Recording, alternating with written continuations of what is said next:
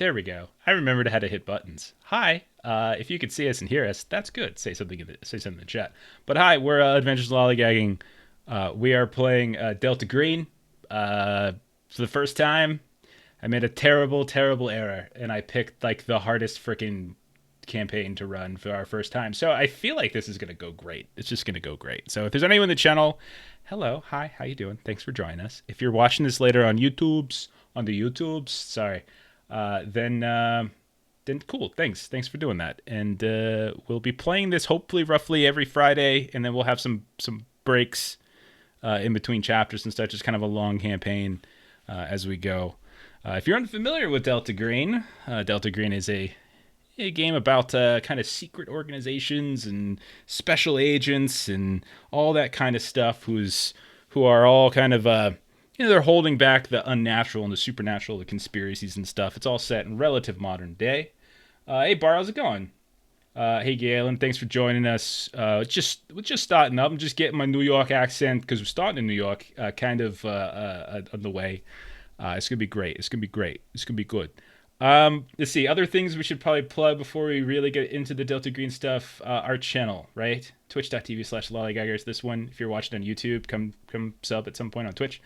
But we've got another game on Monday where we're starting up chapter 2 of an alien campaign, so you can come by, check that out.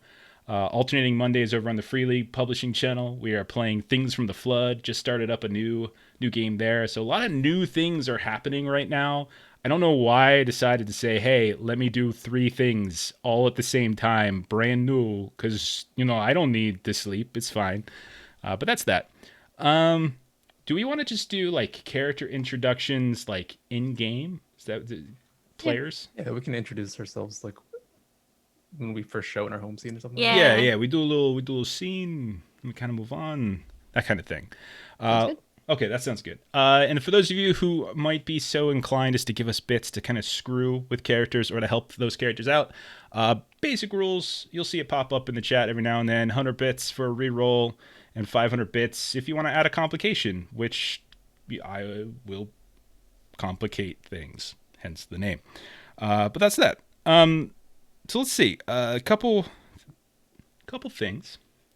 So I'll just set this up and then we'll kind of go through and do like a kind of like a home scene. In Delta Green, there's these home scenes where, all these secret agent folk go back and they like kind of work in their real life and they deal with their bonds and stuff. And we're going to kind of do something similar just to give a flavor for an introduction to all the different people who are going to be playing. You can see each of their actual character names, their real life aliases, but like not our real names. I totally forgot to put our real names on the overlay. I don't know if I need to. It's fine. And this first chapter here that we're into is going to be taking place in 1995, which is fun because I've been living in the 90s for the past month with 2 different games, so it's great. And yeah, I think we should just sort of dive in because I don't want to give too much away until the time is right, because this is a very mysterious game that deals with very strange things. So, Melissa, I know you're ready, because you've been telling me about your damn opening scene all day. No, seriously, all day. But no actual details. So I think we're gonna do. Imagine this like a movie, right? Okay, so we're going through those opening scenes. You got like the lion that's roaring or whatever, and like you hear the Warner Bros stuff where there's like a freaking Pegasus that's flying. We have like 3 different production companies. Then we get black screen. We're gonna hear some like kind of moody music start coming up in the background. We fade in, and then some letters come up that describe where this scene so where are we taking where's this scene taking place, Melissa? Where are we starting? So we are starting off in West Laurel, Maryland. So we're just going to see West Laurel, Maryland on a full black screen bottom, and then underneath it 1995. So where do we find your character? What's going on? So you kind of are zooming in on this house. It has a lot of kind of brick accents to it. And when you kind of scan into the house, you'll see that it is like a Saturday morning brunch type of a family event. So we've got myself, my sister, her husband, her 2 kids, and my parents. And so we're all kind of doing a big weekend brunch. I got kind of the full spread of kind of anything you could ever want: breakfast meats and eggs and French toast and, all of the works. And what you kind of see is my character's mother, Anna, is sort of doing the kind of mom thing. We kind of went over, what the kids have been doing this week in school, how things going, and she's sort of falling into, some of her like, so, what's been going on with you guys, and kind of the topic of conversation for my character is that she's kind of still kind of clucking her tongue at the fact that I recently ended a multiple year engagement to someone named Owen. And she's sort of doing that mom thing of like, I just don't understand. You guys just seemed like you were so good for each other. And, he called me on my birthday and he was, such a nice guy. And, I'm kind of, doing the eye roll of like, yeah, Ma, I know you liked him. He can still call you on your birthday, but that's good. And then I kind of turned to my sister of like, so, Ariana, how are you guys doing? What are your plans for the weekend? And kind of trying to deflect some of that maternal nagging and nitpicking. So then Ariana and, I was talking about her 2 kids and, her husband Reggie kind of jumps in with, they're in gymnastics and doing all this cool stuff. So that's what you see. Okay. And so then one of the things I asked everyone to do is come up with kind of a cool way that you get activated for an operation, like so it's like how you're contacted or whatever. So how does this happen? So how does this beautiful little idyllic family brunch, was it you said? Mm-hmm. How does this get interrupted, or how does this end to where like you? I actually have a reason to leave the table, which I'm very happy, because I hear the mail flap in the front door. Okay. So I hear, kind of the mail flap in the front door and some mail being plopped down on the floor. And so I kind of take that as my reason to get up from the table and go flip through the mail. And so I'm looking through there and I come across the latest issue of Archaeology magazine. And I flip through the magazine and I'm looking for, all of the postcards and things that fall out of magazines when you first open them up. And I find a subscription card. And I know that particular subscription card for the, I'm blanking on the name now, Wiltmeyer Archaeological and Conservation Society. And I go to the phone and I basically string all the numbers together. So it's the number of issues and the number of weeks and the price and all of that is actually a phone number. And I call the phone number. Okay. So you ring up that phone number, and it's like this sort of automated operator, right? Like, if you would like to continue your subscription, blah, blah, blah, blah.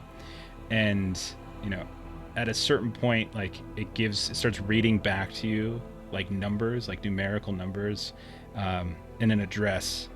And so what you end up getting is you get you can kind of, you work through, like, the code, or you work through the message of the operator, and it reveals like a specific place and time.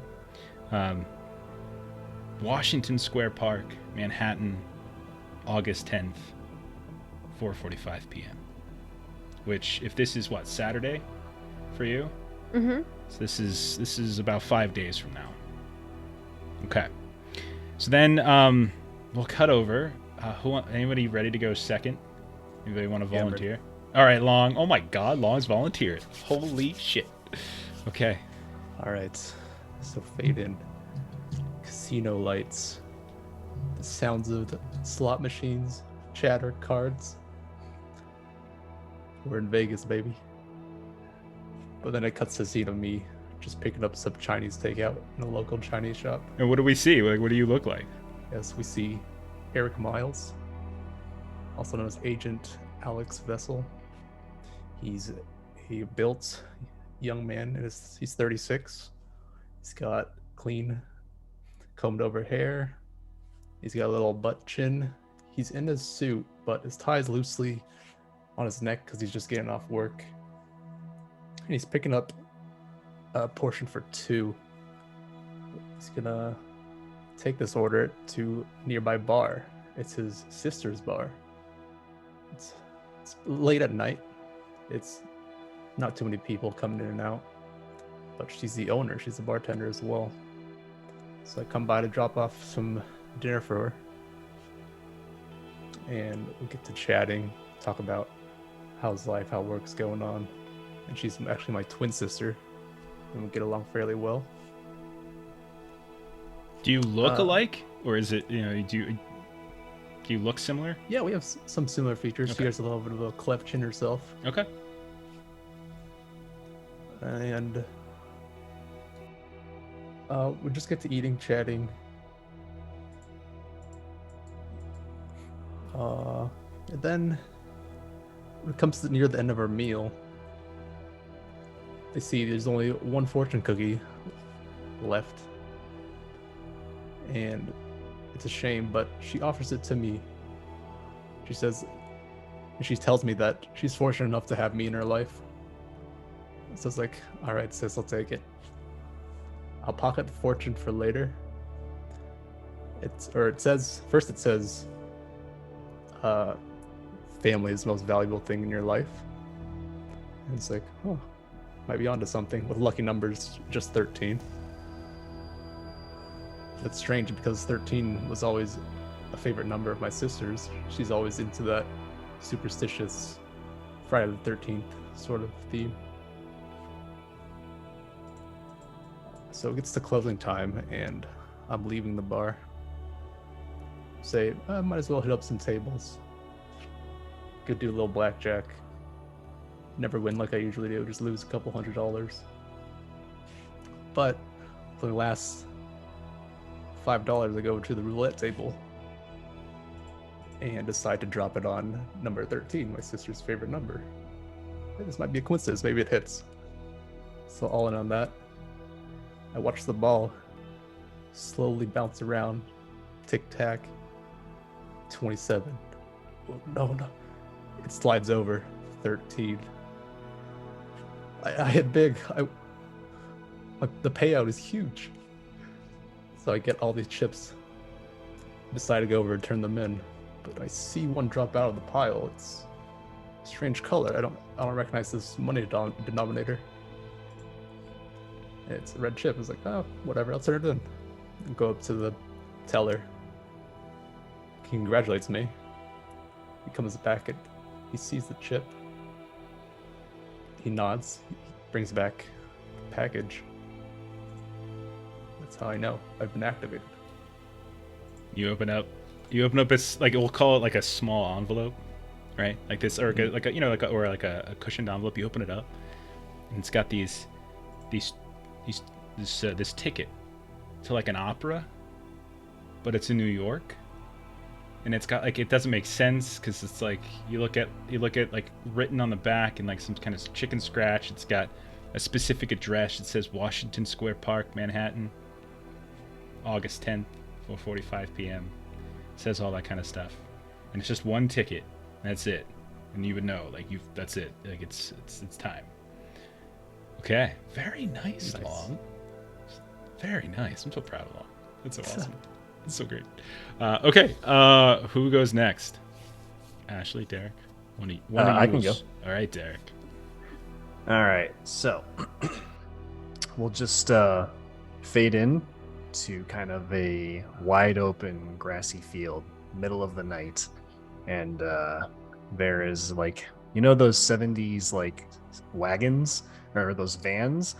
There's one of those just parked in the middle of a field, nothing around for miles but just trees and grass. Like a VW wagon, like a Volkswagen exactly. wagon. Like Okay, a VW wagon. I'm right there. So, and this, just parked in the middle of nowhere, clear skies, and all you can see is just a little telescope, small little like lamp for light around the area, and just my guy Ben Lancet, or Agent Aiden Album, just peering into the sky. And he's also got some headphones on that's hooked up to a computer, and he's got like a satellite dish that's also pointed toward the same area, and just kind of like muttering to himself and just scribbling all kinds of notes down. Just staring at the sky, taking notes, just saying, I know it's out there, just muttering to himself manically. And then out of nowhere, an alarm goes off on a clock, and frustrated, begins to pack up some of his equipment, goes into the back of the van, opens the doors, and it's like an entire living space. Like there's a tiny little bed in there. It's got like some instant food or whatnot. And so Ben lives out of his van. He doesn't actually have a home. He's got all kinds of like charts and graphs just in stacks and in piles wherever there's space to cram stuff. And so as this alarm is going off, he reaches into like a small little like drawer he built into the van, and like in a heavy lead lead casing. Like this drawer is super thick, super heavy. There's a cell phone. And of course, as the drawer slowly opens, you can see the phone saying no signal. As he takes it out of the drawer, suddenly it has a signal again. And so Ben turns his phone back on, or gets his phone reconnected, sees he missed a text message from his brother, Matthew. Hey, are we still up for coffee in an hour? Of course, the alarm went off just 15 minutes before. So Ben replies, all right, I'll be there shortly.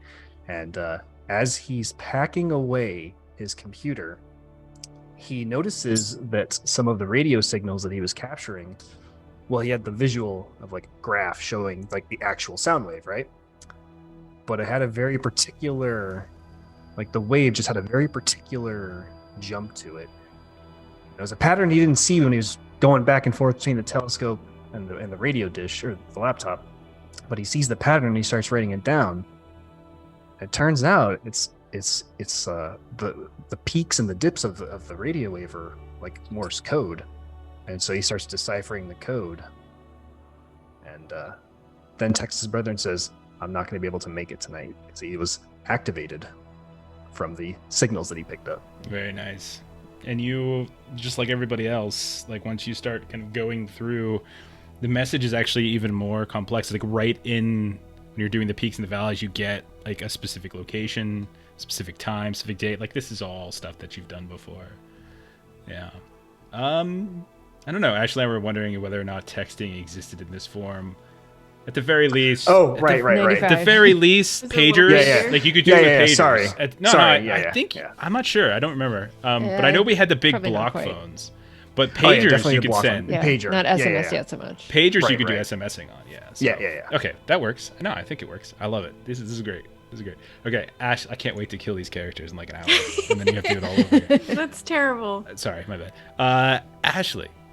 Okay, so camera fades out to black again, and suddenly it's panning over a dark forest at night. And kind of trudging out of the forest is Magnolia Rhodes with her Providence ghost hunting group. She's got 4 boys who, she knew in college. They loved ghost stuff, and this is what they do for fun. She's easily spotted within the group because she's tiny. She's 5'5". All of them are like 6 foot plus goofs. And she's got just huge curly hair. And when she's, not at work, she's wearing combat boots and, very grunge clothes. And she's got her tape recorder out. And she's kind of mumbling to herself while the boys are lugging like their lights and cameras and stuff that they had brought out, because they were trying to, see if there was ghost activity in this small local graveyard. And they didn't really find much of anything. They thought they might have found one EVP, but she's pretty sure it was just Keith goofing off in the background, yelling about something. And fades out. They drive home, and now Magnolia is in her house, and she's got her tapes running, and just it's kind of white noise for a large majority of the time as she's going around doing domestic things in her apartment. And she's washing dishes because she just had dinner. And she kind of goes out to her living room, and she's very particular about how things are oriented. And she realizes that one of her paintings is kind of knocked askew. And so she takes it off the wall to try and fix it, and it's just not sitting right. So she's trying to figure out what's wrong with it, and she realizes that the back is kind of messed up and there's some nails and stuff that are pulled out. So she removes the nails and she's looking underneath, and she finds this writing with like this arrow and just pointing at this set of coordinates that's written on the back of her painting. And she's nosy. She's not going to leave that alone. So she goes to look it up. She goes to her almanac and whatnot and pulls that stuff up. And she's like, what does this have to do with it? And it's still in Providence. So she decides that she's going to go there. And it leads her to a local library. And at the local library, she goes up into the front desk, and that's where she finds out that she has a package left behind for her, and it's another painting wrapped in brown butcher paper. And she takes the painting from the receptionist, which she finds super odd. And when she opens it back up, this is how she officially knows that she's been activated. And so yeah, it'll somewhere on the inside of it, like it'll be the same. Like you look at this signing of the artist or something, it'll be like Washington State. It's very complicated, but it's there. Paranoia and conspiracy, right? Okay, so because I like doing the fade, like none of us are fucking screenwriters, but we're gonna do it anyway. We fade back up, and Sure it's like it's black screen again. We start moving across, and suddenly we see a New York City skyline, right? 1995, like beautiful New York City skyline. It's got everything where it's panning across from like the Statue of Liberty to the two towers to the Empire State Building, all that kind of stuff. Eventually we start kind of zooming down into Greenwich Village. We see some NYU buildings, and finally we're like hovering over top of like Washington Square Park. And then we see like at the bottom is like Thursday, August 10th, 1995, right? We're starting to move around a bit. We're seeing all sorts of things. There's not a ton of trees and vegetation, but it's there. It's got this big arch. You would know it if you've seen it, in this fountain. It brings tons of people here. It's filled with all sorts of tourists, locals, etc. There's musicians, people playing, various instruments. They got the cases open, getting their coins and stuff tossed in. Entertainers, jugglers, clowns, all that kind of stuff. Mimes. Tourists taking photos. It's late afternoon. It's super hot. It's August in New York. It is very, very hot. And all of you, over the course of the past hour or so, have entered the park various times. Some of you might have arrived super early. Some of you came a little later. It doesn't really matter. So we're kind of moving around. We sort of settle in, and we see good old Agent Vessel, right? And there you are. What are you wearing? It's what would you say? You're on the job now. So what are you wearing? What are you wearing? On a nice fit suit and tie. Got Okay. A little briefcase as well. Okay, so yeah, you look like a professional businessman. End of the workday. It's a Thursday, and you're just kind of looking out at this dog run. Okay, so you see all these dogs running back and forth, and all of a sudden this large dog gets off its leash, or maybe it was always off its leash and was just running around. You see it bumping into things left and right. It starts poking at people's little picnics on the ground, or picnic tables, that kind of stuff. Runs through some group of like Shakespearean performers and stuff who are like struggling to like maintain their calm and maintain their lines. And it starts running through this little children's play area. You see all these little kids who are pushing around like plastic trains and like trucks in the sand and eating dirt and that kind of stuff. One of them's wearing like a bucket on their head or something and like pushing stuff around.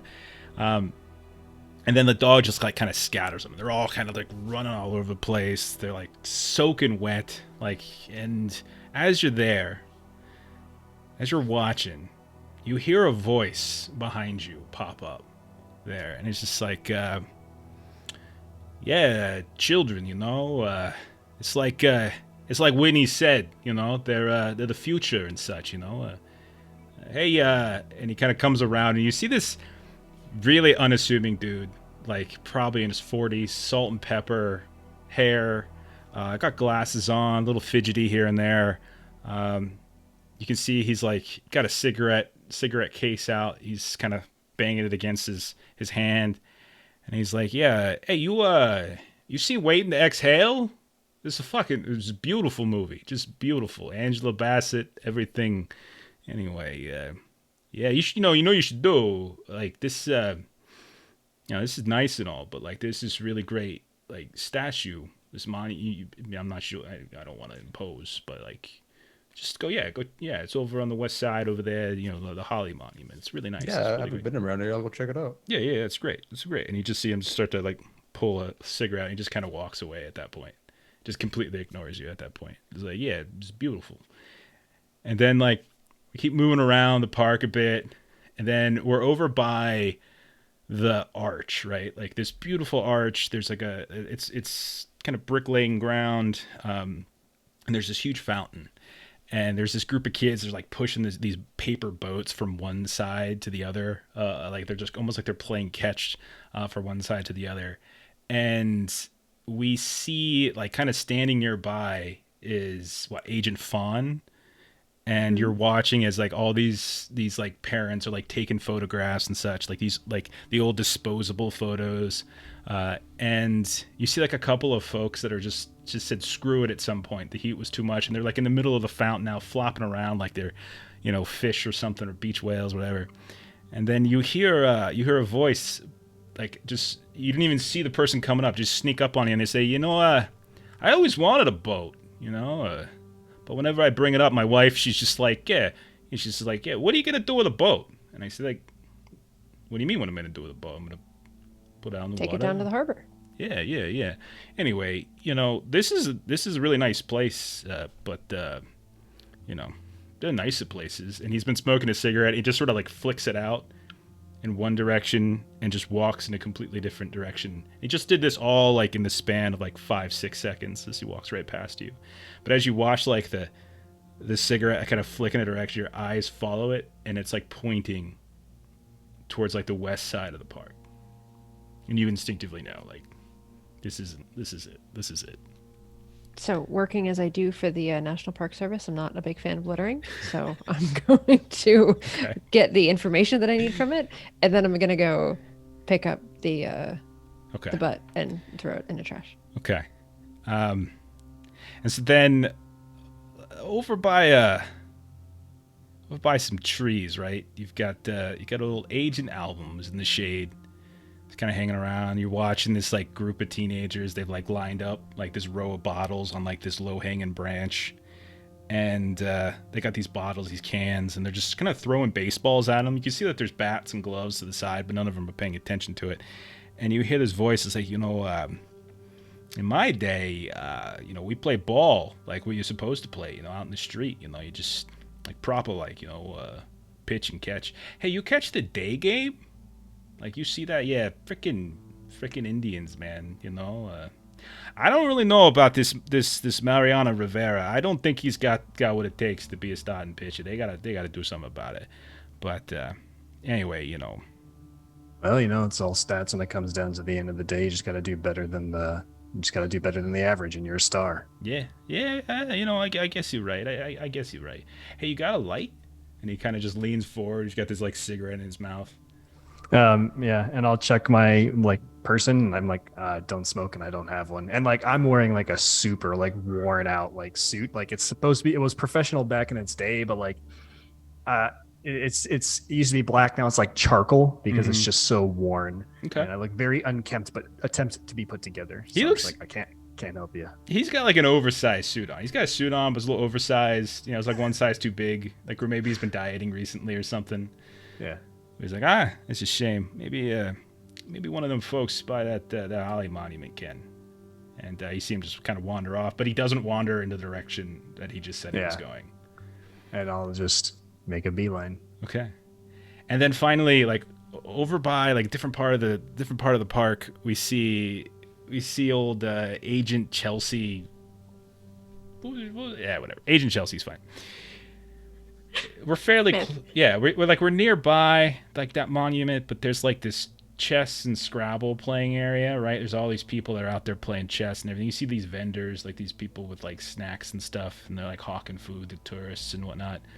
And you see that, like, as you're just standing there, there's this really tall, kind of imposing cotton candy salesman. Just, they starts getting into a fight, like a little argument with like this soft pretzel guy. Like, what are you doing? What do you mean? What am I doing? What are you doing? And just kind of going back and forth a bit.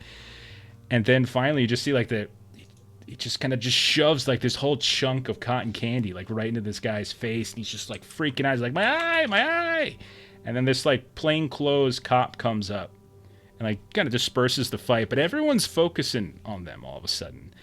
And like this, you hear a voice just says, guess he didn't want any cotton candy. Like, I don't know. Anyway, better places, you know, to just set up your stalls, you know. I mean, you know, over by that monument over there. And he just kind of flicks a cigarette and he kind of wanders off. Hey, Aaron, how's it going? Oh. So after a little while, he kind of goes around, kind of gathers all you up. You all make your way over to this monument, right? This is an actual monument, west side of the park.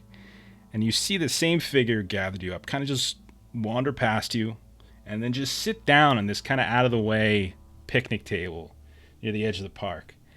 And I think all of you just at that point know, and you start one by one walking up.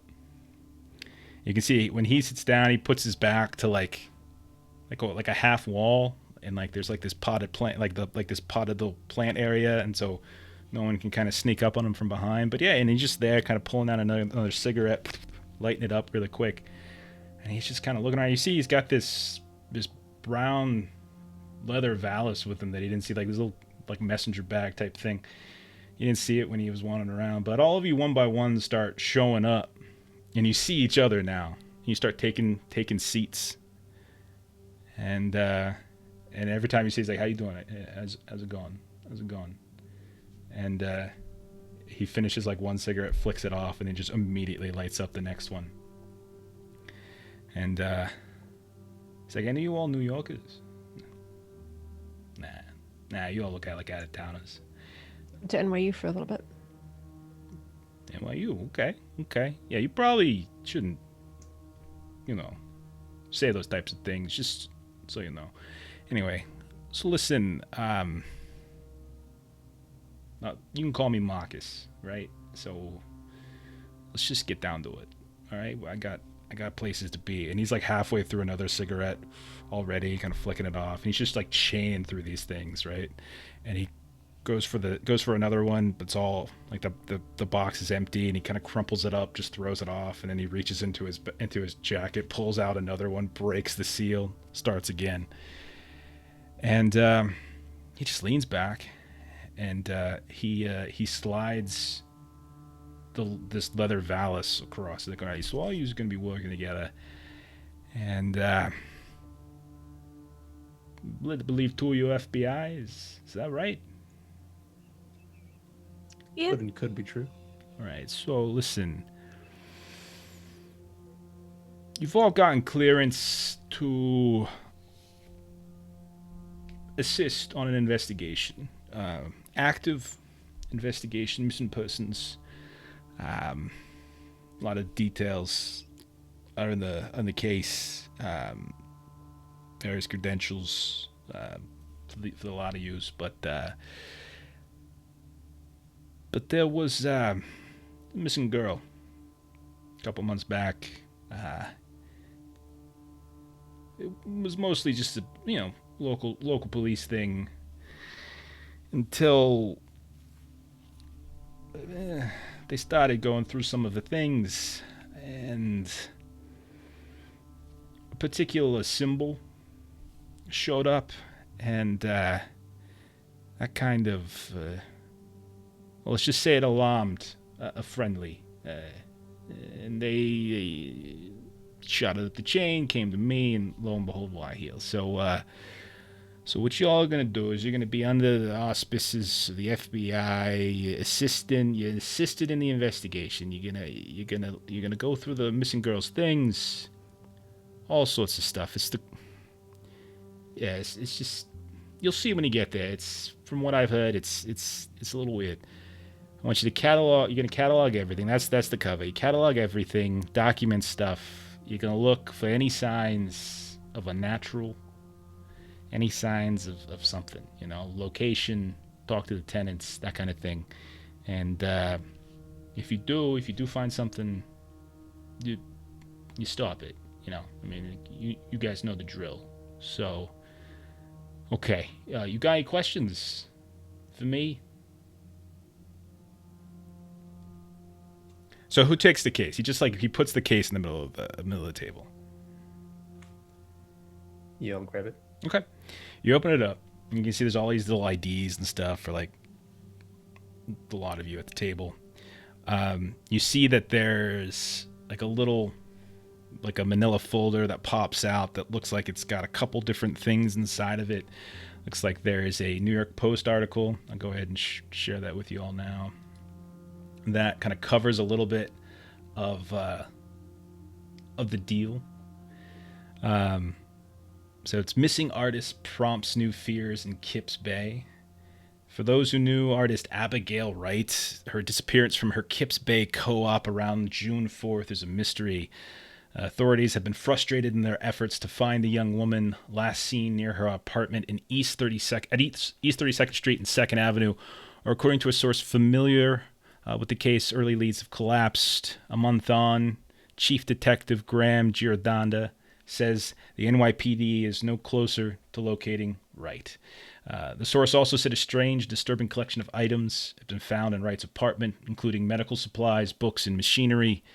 Wright's neighbors maintained that all was fine in her life with her, and nothing indicated she was in danger and planning to leave. Her apartment was locked from the inside. There's been a rise in break-ins, muggings, and assaults in the neighborhood, prompted youth leader Anthony Scott to comment, "It is well known in the neighborhood that after 5 p.m., the sidewalks roll up and the police are nowhere to be found, particularly on foot." And Scott said that people walking around after dark in that area are watching their backs, or should be.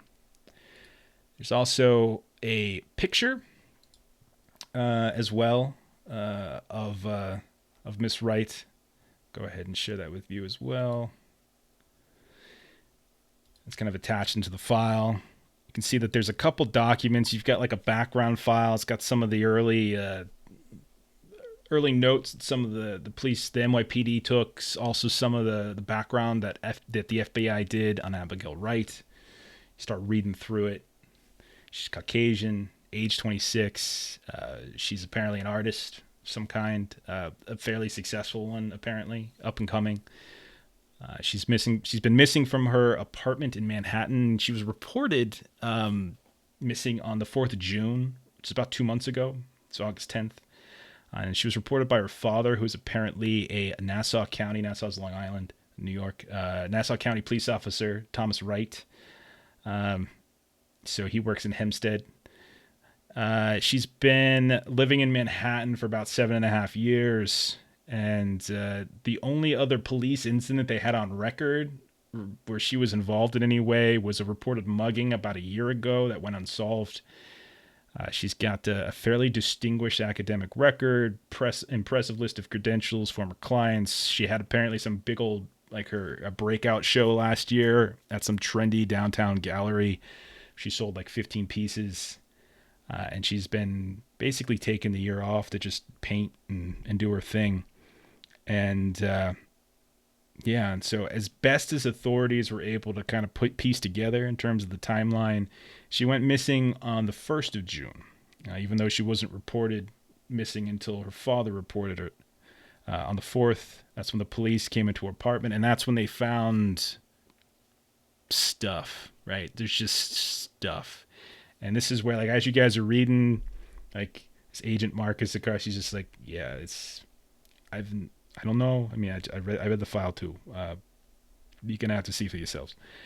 And apparently, every surface in the apartment was covered in junk. Just sort of junk. We got, it was glued or taped to the walls.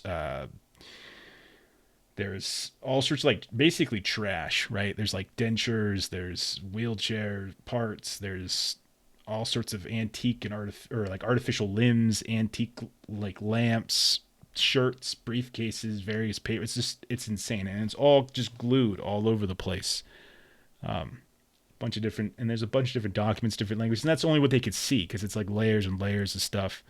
The police apparently the FBI were pretty worried about delayering it because it might ruin everything. And so you all have specifically been brought in to take care of that. You're going to break it down. You're going to catalog everything. You're going to look for any signs of the unnatural, anything we should be worried about. And if it turns out that there's something behind this, then you need to stop it, right? Prevent spread, that kind of thing. So yeah. So you're just kind of reading through the file. He's filling in gaps, what he knows as best he can. You're reading through.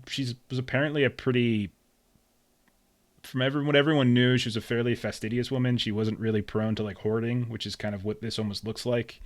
And so this is kind of against her personality type, at least described by like her father and some friends and stuff. There were no signs of struggle, no signs of violence really of any kind. Neighbors weren't particularly useful. Detectives investigated a bunch of different leads. Apparently there was at some point in Maryland, her credit card was used, but there wasn't any footage of the gas station where it was used, and the attendant, when they did some follow-up calls, didn't really remember the exchange. So the NYPD went by a couple times, but they haven't really been by in a while, and it's kind of up to you. So the credit card was about a week ago, and it was used in Patience, Maryland, which is about 20 minutes or so from DC, and it was just used to purchase some cigarettes, some old gold cigarettes. Let's see what else you've got. Yeah, that's about it. So as you read through, that's basically what's in the file. Looks complicated, but we'll get to the bottom of this. Complicated. It's pretty easy. You just break shit down. You want complicated? I can give you. Never mind. It's not important. Anyway, so yeah. You just got to make sure Just be vigilant and whatnot, and follow your protocols, that kind of thing. Agent Fawn, while this is all happening, you're talking, you're kind of going through, like every now and then you hear this new, this Agent Marcus speak up and say something.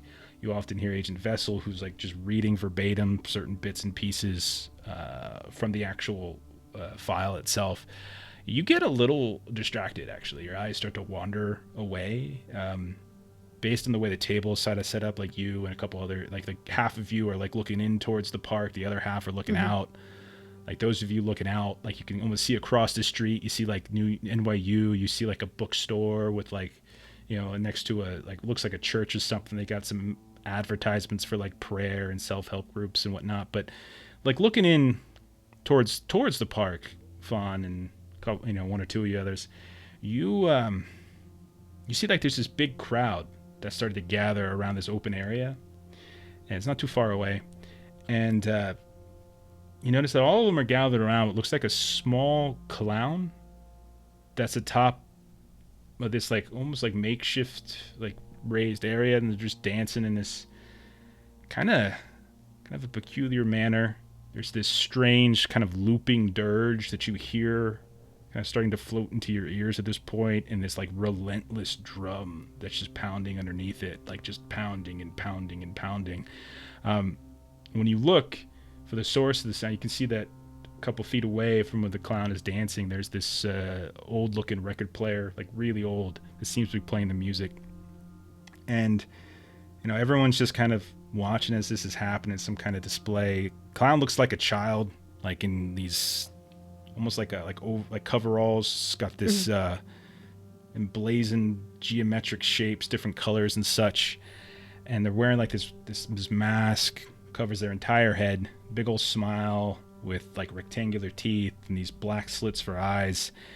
And you find yourself kind of getting drawn in by the movements a bit, which seem fairly precise, and you're watching as the clown's like dragging this ribbon covered paper dragon through the air.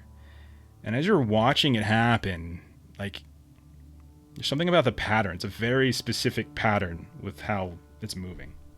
Okay.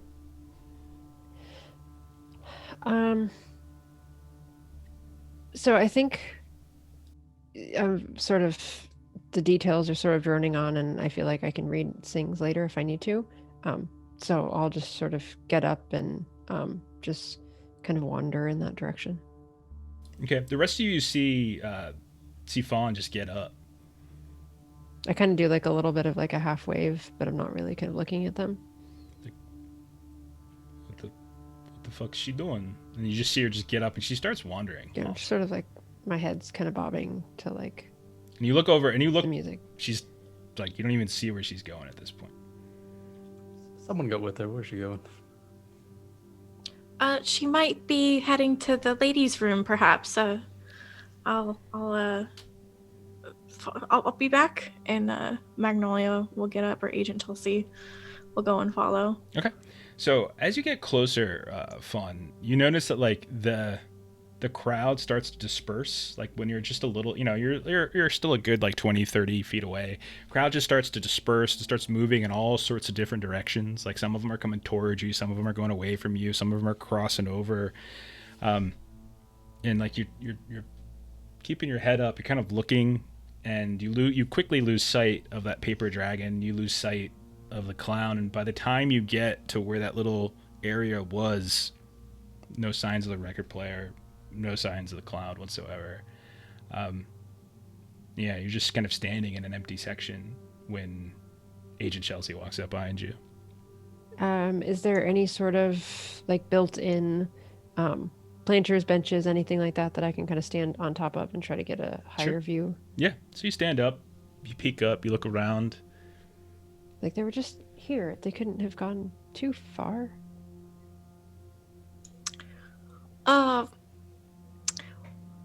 Agent Fawn, what's going on? Yep. Did you not hear? There was that just wonderful music and a little clown child and a drives. No. We were very much having a professional meeting, and you stood up and walked away. Well, so I covered for you and said we were going to the ladies' room, but perhaps we should get back. And I swear they were just here, though. I just heard them. I have not heard anything, so I'm going to head back, and I highly suggest you come with me. And if Agent Fawn sees nothing around, then she'll just sort of jump off sort of the bench and just scratch her head and follow back along. Okay. So back at the table, were you guys asking any follow-up questions of Agent Marcus? I had one. I was just going to ask him, does autopsy... Oh, I guess actually, no, she's missing. Do we know if Wright was a smoker at all? You said that cigarettes are purchased with the credit card. That's a good... No, I don't think that's in the file. Maybe one of the neighbors might know. Or father. Okay. You told us what gallery she was active at, right? Well, I mean, last year, yeah, it was a place called, and he like pulls the file over from you, licks his fingers, just flipping through. It says, this is in here somewhere. It's called Mercury. Looks like it's over on Franklin. Yeah, some trendy place. Yeah, we didn't. No one really followed that. It didn't seem entirely relevant. She went missing 2 months ago. That was like a year ago. We don't really know. Yeah, we'll take any lead we can. Yeah, the main thing is you gotta get to the apartment and you gotta start digging through things. That's yeah. Do you have at this keys? point? You guys can come back. Yeah, in the bag. And so you go through the bag, and you can see that there's a freshly made set of keys to her apartment, and you can see it stamps like "Do not duplicate" on it. There's also another picture of her. It looks like she was taking a selfie of some kind. Looks a little, it's got this big old flash that kind of gets in the way. Let's see if I have a copy of that one. So yeah, she's got this other picture that just happens to be in there with this really bright flash kind of getting in the way, and on the back of the photo it reads Wright, A 1 June 94. It's like a year ago. Okay.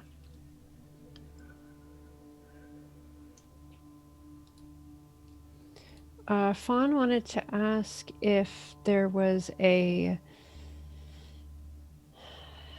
It sounds like there's a lot of things in a small place. Do we have kind of a bigger area, storage area, something that we could kind of move things to and kind of spread out a little bit, or does everything have to stay in her apartment? No, I mean, it's evidence, so you gotta account for it. You know, you're cataloging it. That's the job. Like that's the cover. You working consulting with the FBI, making sure this stuff gets cataloged because no one's gone through it all yet, and that's what you got to do. So no, you can't take it to some other place. No. I mean, sure, we're not going to take it, just to spread out and see things a little easier. It's fine. Yeah. Okay. Yeah. I mean, oh yeah. You do what you got to do. Sorry, I was just playing with some windows. All right, let's pick up a pizza and head over to the barbecue. Okay. So I mean, at this point, you've been in here for a while. Like you've been here for half an hour, 45 minutes of a meeting, going through some things, and he goes ahead and he kind of writes down page number for him.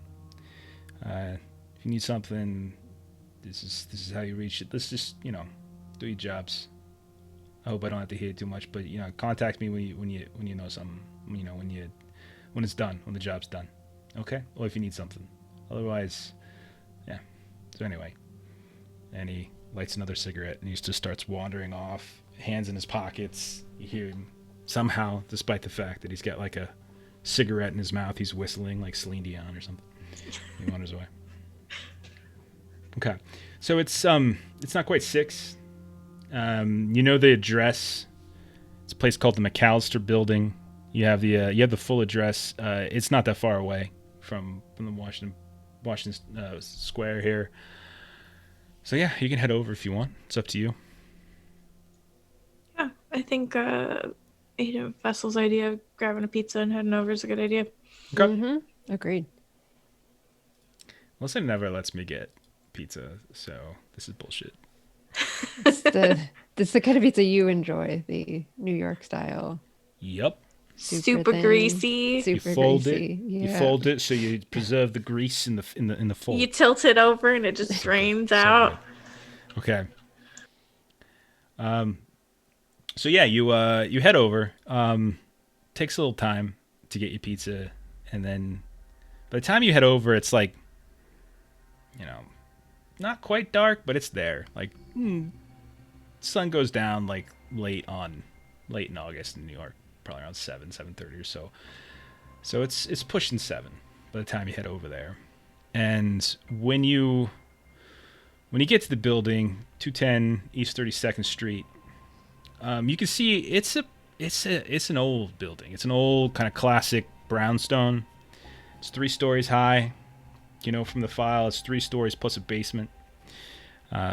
It's got this like almost like a faux castle design. There's a fake portcullis that hangs above the large double doors. There's like these artificial ramparts that encircle the windows and the ledges. And there's these cheap concrete gargoyles that you can see watching from the rooftop up there.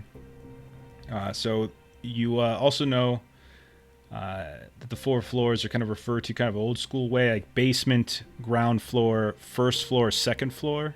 So it's almost got kind of like a Euro quality to it.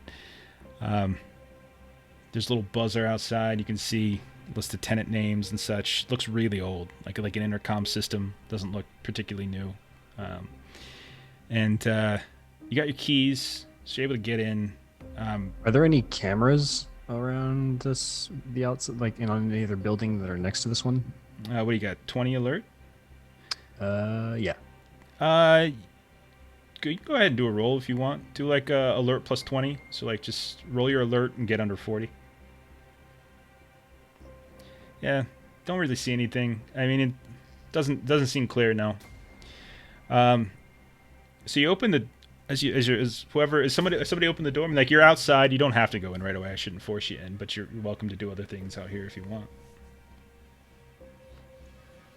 Chelsea will probably just head in. Okay. So you start. So we'll say Chelsea, you got the keys. You're unlocking. You know, you're going in, and that's when you hear, "Hey, excuse me," and you look over, and like getting out of would look like some sort of looks like a cop car, but it's not. You know, it's not. It's not. It's not. I want to say an undercover car, but it's like a detective's car. It doesn't actually have like Okay, City New yeah, York on it, but it's Just just the like sedan style. it's like a long Ford Taurus or something like that, or Crown Mercury. Crown Vic, yeah. Crown Vic, Yeah. yeah. You see this guy get out. He's African American guy, balding. You know, maybe late 30s or so, kind of looking. He comes up. You can see very clearly he's got one of them chains with a badge around, and it's kind of flopping. Yeah, you wouldn't happen to be with the FBI, would you? Yeah. Well, I'm here to catalog. Well, we're here. Great. Excellent. Yeah. Yeah. So I wanted to come over, introduce myself. Thank you for your help, Detective Graham Giordana. You can call me Graham. It's fine. I just want to say, yeah, we really appreciate your hand on this. It's been a weird case. You know, it's been tough, and I just want to see if there's anything I can get you, anything you need, you know, and just let you know that you've got my full support. So if there's there's anything I can do to make the job easy, you just let me know. You know, I'm not gonna get in your way, nothing like that. This isn't like a pissing contest. I'm gonna admit, like, I never seen anything like this shit in there. Oh, you got some food. Yeah. Probably Okay. not. Don't take it in. No. I mean, just be careful. You know, Yeah. you're professionals. FBI, feds, right? Yeah. So, but yeah, yeah, we were working on it for a bit. The father was very concerned. Poor guy. He's all alone now. And he was really, he wanted to make sure that he's on the force. He's on Long Island. We wanted to do him solid and everything, but he just couldn't find anything. And then they found the credit card hit out in Maryland, and that's when the feds came in. They kidnapping maybe. It's kind of Crossing borders. Yeah, you know how it is. But yeah, it's if there's anything I can do, you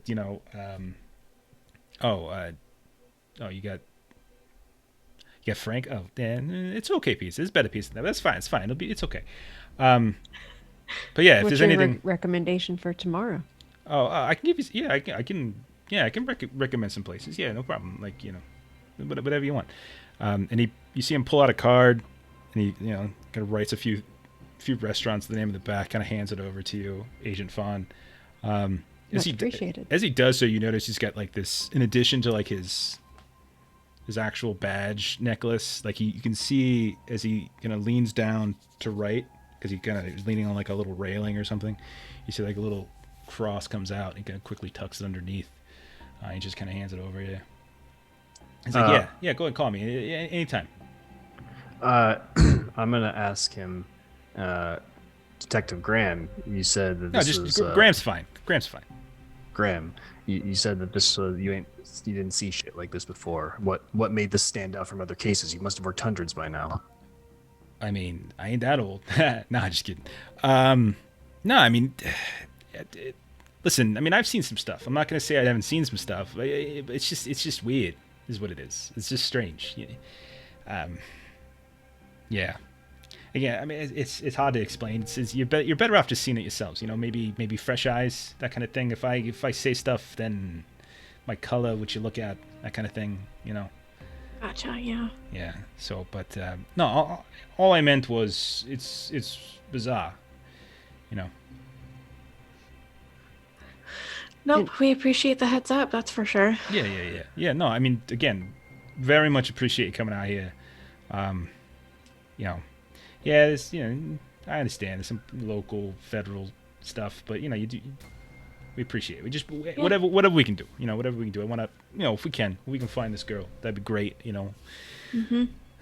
I mean, I don't hold out a lot of hope. It's been 2 months. You guys know the stats. I don't have to tell you, but yeah.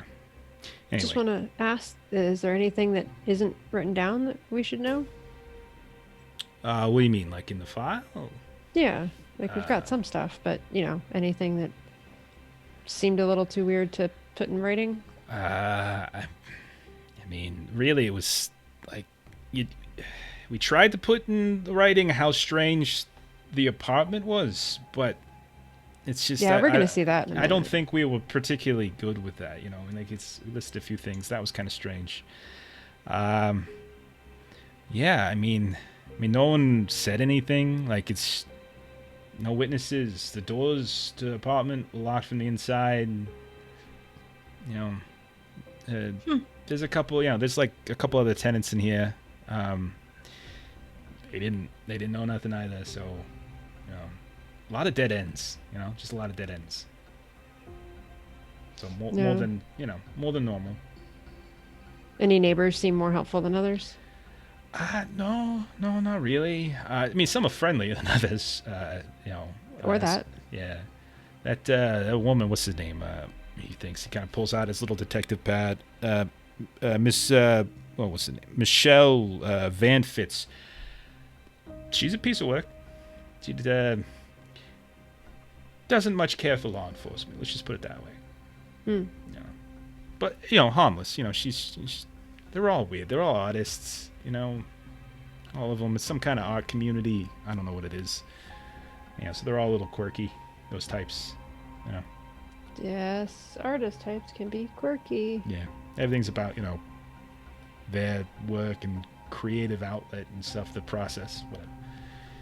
So, but yeah. I mean, anything else? I mean, I gotta get going. But if you got questions, you just let me know. Yeah. Can I have your card, your number? Or is that I on gave the it back? to and he's like, Yeah, I've got the food suggestions and his number on the back. he was kind of like waiting for you to mention your name. Like I gave it to Yeah, and I purposely didn't say the name when I just said I've got his number on the back with the food. Graham Oh yeah. Fawn. Fawn. Thompson. Agent Fawn. Okay, Yeah. good. All We right. don't get out much if you can't tell. And Chelsea will just kind of laugh. Yeah, hey, to each their own. Anyway, you guys, you have a good night. It's well, I mean, day's almost over anyway, and you look out like the sun is just like you've got maybe 20 minutes before the sun's down, and you kind of have a good one, and yeah, see ya. And he goes and he drives off. While we're having this conversation all out here, I'd like to just take a look around to see if anyone's been watching us. Your alertness is 80. Yeah. No. I mean, like there's people in the street that go by here and there. No one really pays attention to you. Any nosy Nelly from the windows in the complex? You don't notice anything like that. Most of the you look around, like all the windows are kind of shuttered.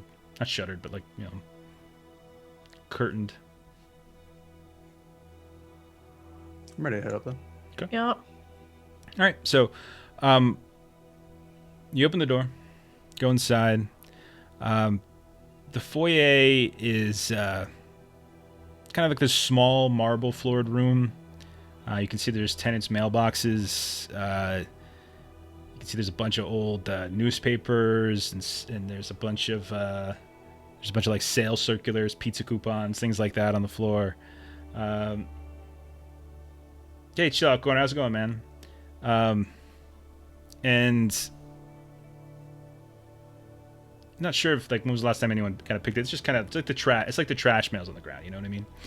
And yeah, you can kind of and you take a look and you can see that each one of the mailboxes kind of has a name specifically. Like you can kind of identify like the specific inhabitants. And everything that the guy you just talked to said, the detective said, is pretty true. There's a couple other people, but there's 3 floors, and then there's the basement. There's basement, ground floor, first floor, second floor.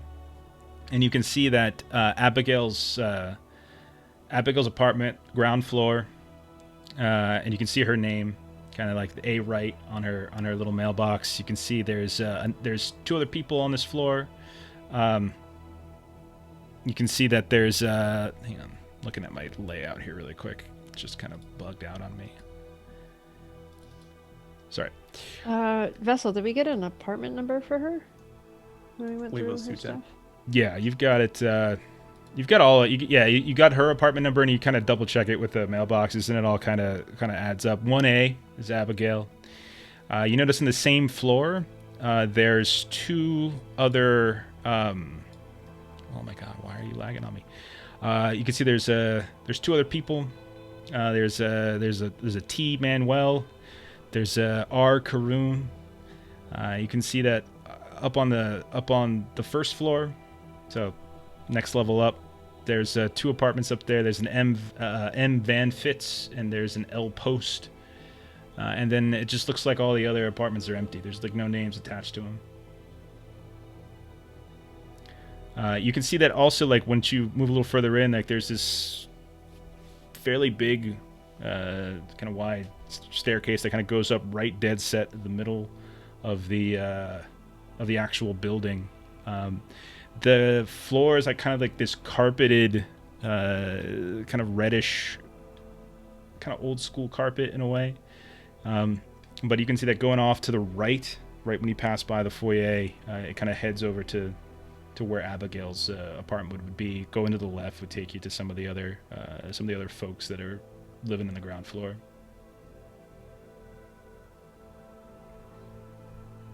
Did we get a mail key? Yeah, you got everything. You got keys to her apartment, you got keys to her mail. Should we grab her mail before we go up? Yeah. And then Chelsea will go open up the mailbox. Yeah. So you start going through the mail. Again, it's just like it's basically just like everything on the floor, right? It's just circulars, stuff like that. There's like coupons to local places nearby.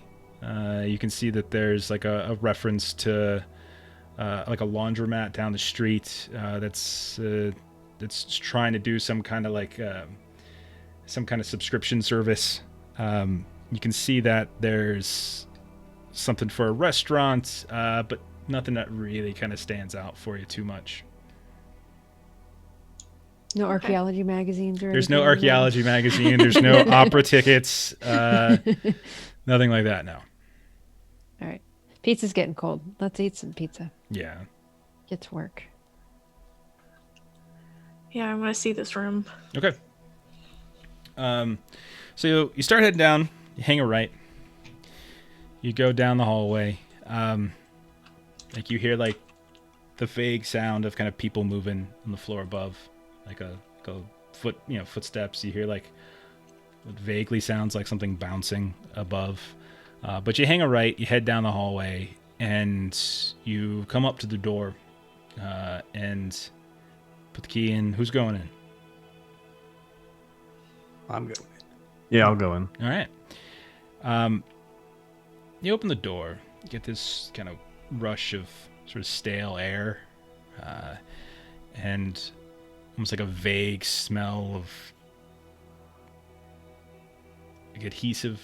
I'm not sure if any of you worked with like really heavy adhesives and things like that, but you walk in and you can see that the apartment itself it's just covered, walls and ceilings, and layers of papers, objects. All of them are like epoxied in this like bizarre but possibly meaningful like strata and organization.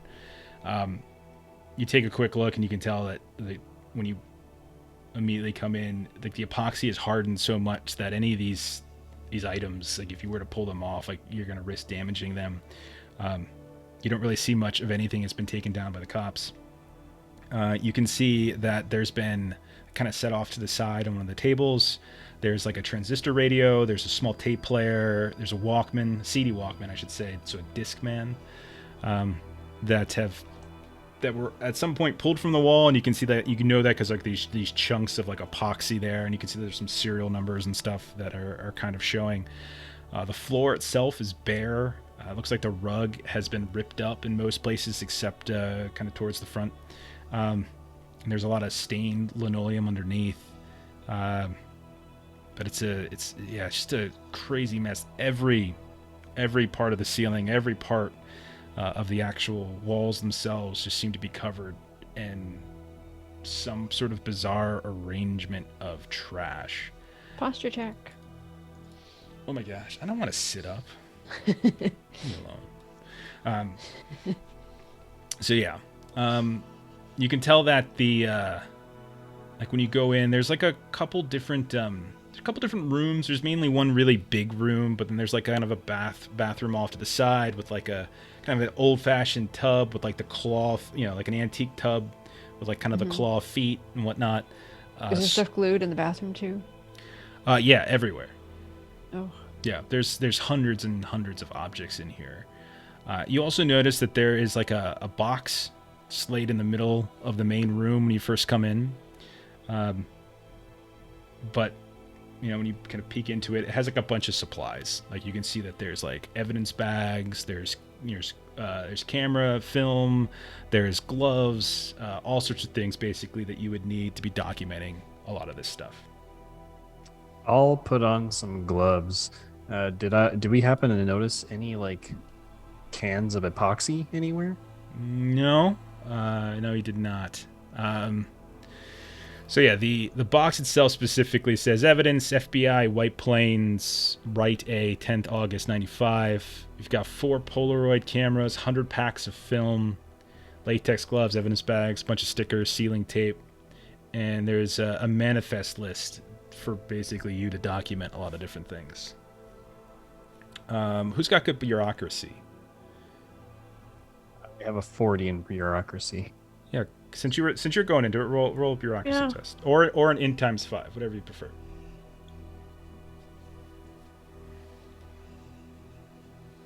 Nice success. Yeah, I mean, just taking a look at this room and just seeing the massive amounts of stuff in here, and some of it is just bizarre, and it's layered and layered and layered on top of each other. It's gonna take days. It's just gonna take days to go through all this kind of stuff. The careful moving stuff away, making sure to photograph from multiple sides, documenting this stuff. All of this is like, this is your cover job. Like, this is what you're supposed to do as your FBI cover, but you're also more broadly investigating the area, investigating location, figuring out what the hell's going on. Part of that is, inventorying this, but there's things that might go, on outside of that as well.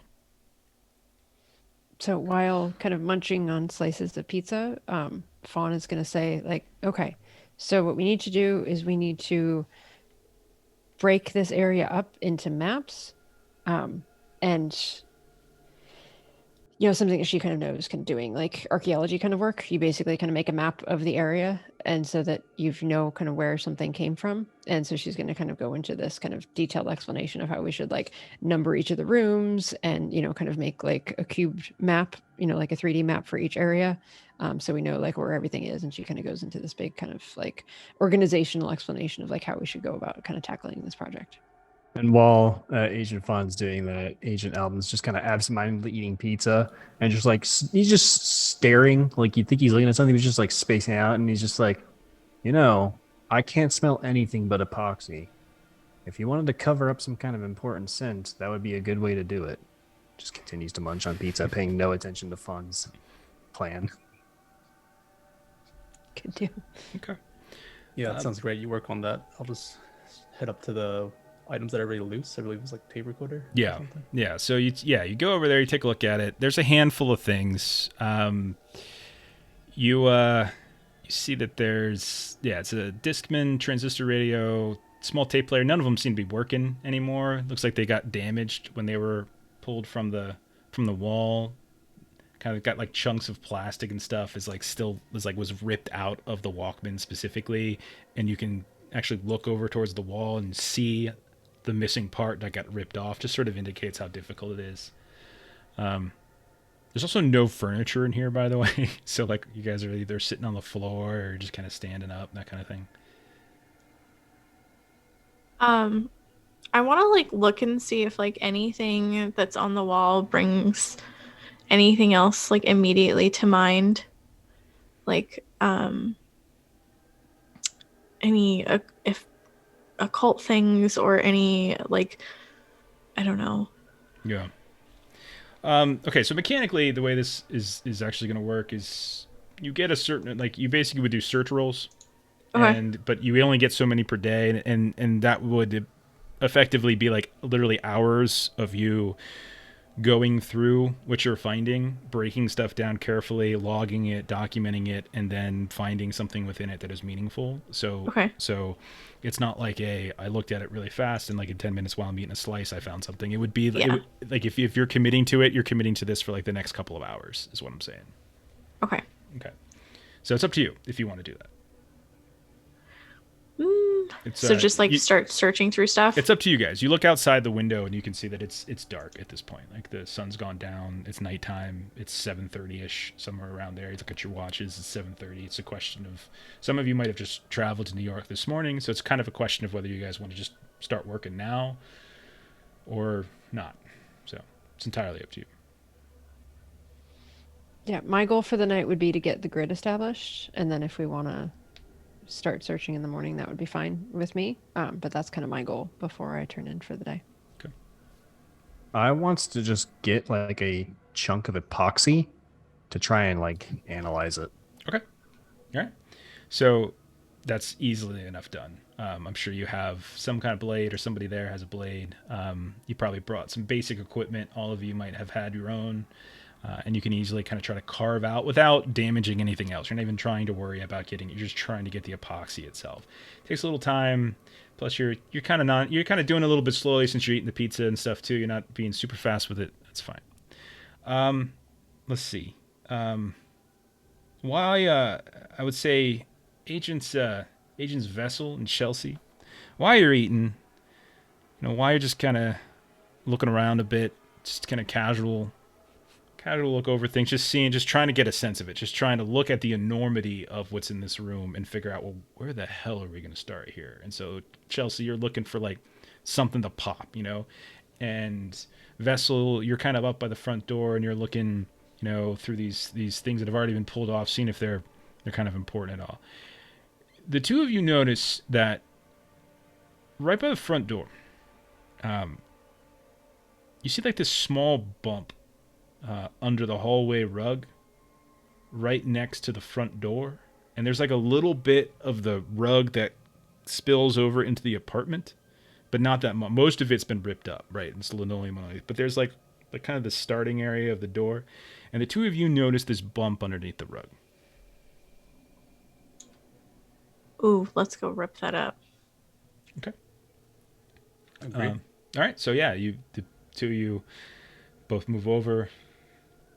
So, Vessel, kneel down, start messing around with it. You just rip, and it's easy enough to rip the rug up, no problem.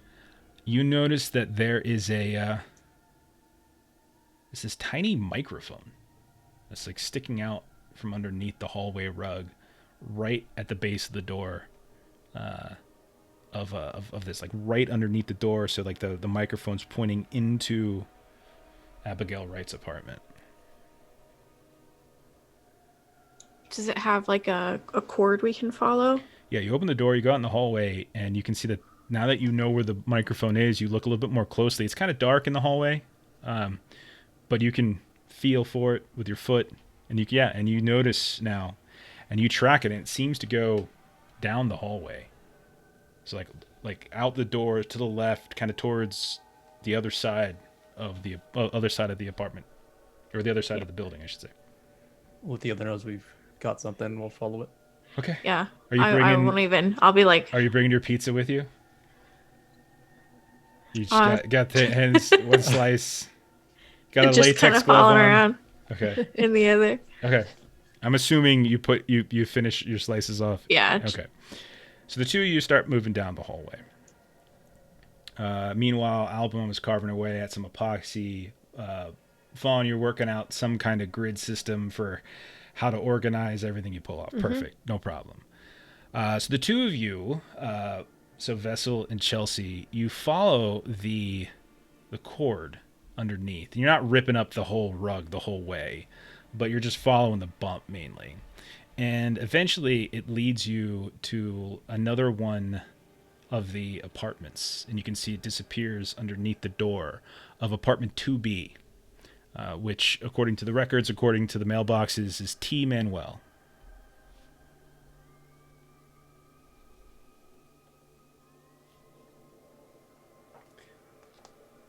That's weird.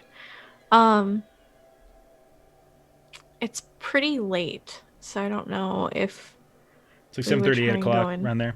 Yeah. Yeah, we might not want to bother him right now. Maybe in the morning.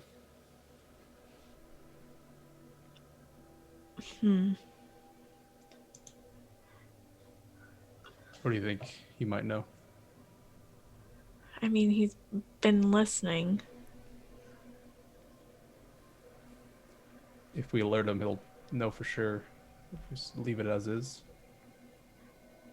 it'd be unexpected. Yeah, we just have to make sure we're quiet or not talking too much while we're in the apartment for now until we confront him. Unless we snip the wire. I don't want to like tamper with it. Maybe that'll set him off, and we won't get to talk to him in the morning. Okay, true. So we just won't talk while we're in the apartment other than what we've said already. So Chelsea will pull out her little notebook and scribble some notes in there and like so that we can show Agent Fawn an album when we get back to the apartment. Okay. So what were you putting down in your notebook? I just basically made a note that to speak to T Manuel, apartment 2B. Yeah, okay. Apartment's bugged. Be quiet. Like don't say anything too weird. All right. As the two of you are walking back to the to Abigail Wright's apartment, you hear boom, boom, boom, boom, like something above you, like bouncing, almost like a ball, kind of bouncing across the hallway, and then eventually kind of settling. And then seconds later, you hear like the sounds of like a scrambling chase after it, and then like a slide across. It almost sounds like there's someone in the hallway above. Oh, and Chelsea will look at Agent Vessel and be like, "Wanna just walk around the rest of the complex?" Might as well. There's someone outside. And then we'll head up to where we heard the noise. Okay. So you go up a flight of stairs, and you can see that the second, this is technically the first floor. So there's, again, basement, ground, first, second floor, and then roof. You look kind of left and right, and you see basically the same layout, like a wide building, long hallway that goes from, we'll call it east to west, and you don't see anything. It's kind of an empty hallway. There's like this very faint light right at the landing of the stairs itself, and that's about it. You're like looking. You can see there's a couple different doors that open up onto apartments.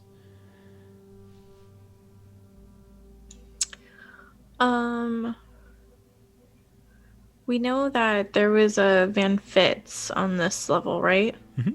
Yeah, there's two people specifically on this level. There's L Post, and then there is M Van Fitz. M Van Fitz was the one that Graham, Detective Giordano, had said was kind of a little bit of an attitude. Gotcha. Okay.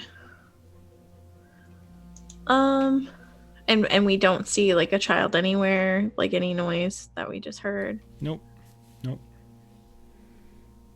Can we look to see if there's any more like microphones or bugged things anywhere? Yeah, you move up and down. You don't gotta roll anything, just using your basic searches. You don't see anything. Like one of you maybe goes one way, the other goes the other, and you just kind of look, feeling around a bit on the carpet for any signs of like something.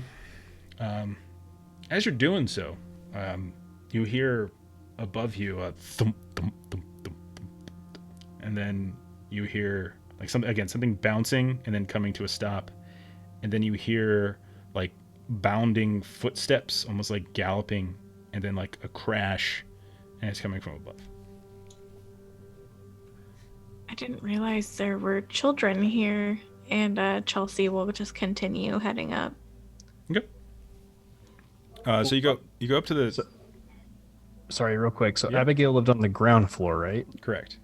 There's ground. Again, there's ground first Yeah. and second. So they're on Right. first. Yeah, so Yeah. now we're heading But- up to second. So What did they? So they were at the second floor where Manuel's apartment was, right? No, 'Cause he's Manuel's 2- on the same 2B? floor as Abigail's. Just on the Oh, other, okay. just on the other side. I thought 2B was like Yeah. the floor above. Gotcha. I Okay. agree. I was confused by that myself. That's why I had to double I was check like, it. how many floors is this building? Yeah, that's why I had to double check. I have a floor plan, so I had to double check the floor plan. I'm like, nope, they're on the Okay. same floor. Okay. Cool. Okay, so you go back, you go up another floor. Yes. You look around left and right really quick. You see no signs of anyone up here. You also would know, according to your records, there's no one up Empty, here. right? This is an empty Yeah. floor.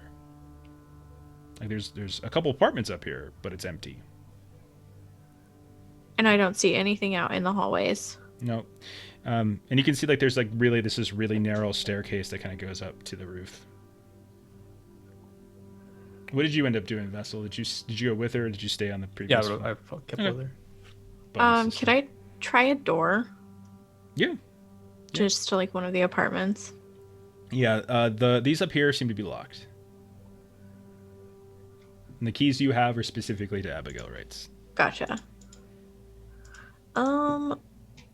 Is lock picking a skill? I mean, you can. Would you have any reason to have lockpicking utensils on you? This is what again, it's one of those things where like I'm totally cool with being as long as you can make a justification for it. Like, is this something I that you feel would like- do in your regular life? My ghost hunting, I feel like I kind of break into places, maybe. Okay. Break Um, into cemeteries. Okay. Or like old haunted buildings, like kind of like, you know. I think that's fair. Like, I'll buy that. You established that in the backstory of your fiction. Let's do maybe stealth. Yeah, I don't know. Maybe stealth. I'm not really sure actually what lockpicking is. There's no lockpicking skills. Let's say Yeah. stealth. I don't know. Oh, my stealth's low. Okay, let's see how this goes. Yeah, we'll do stealth plus 20. It's not that hard. You're not under Okay. any kind of pressure, and they're empty in there, so you're not Oof. concerned about. Yeah, I fail. yeah, you're not very good at this. You're still working on things. Somebody else in the team actually does the lock picking. You're just kind of picking up the lessons. I just kind of like watch. You're Yeah. kind of watching. It's something you really want to do. You bought some locks to practice at home. Okay, fair. Lockpicking is a craft. Thank you very much.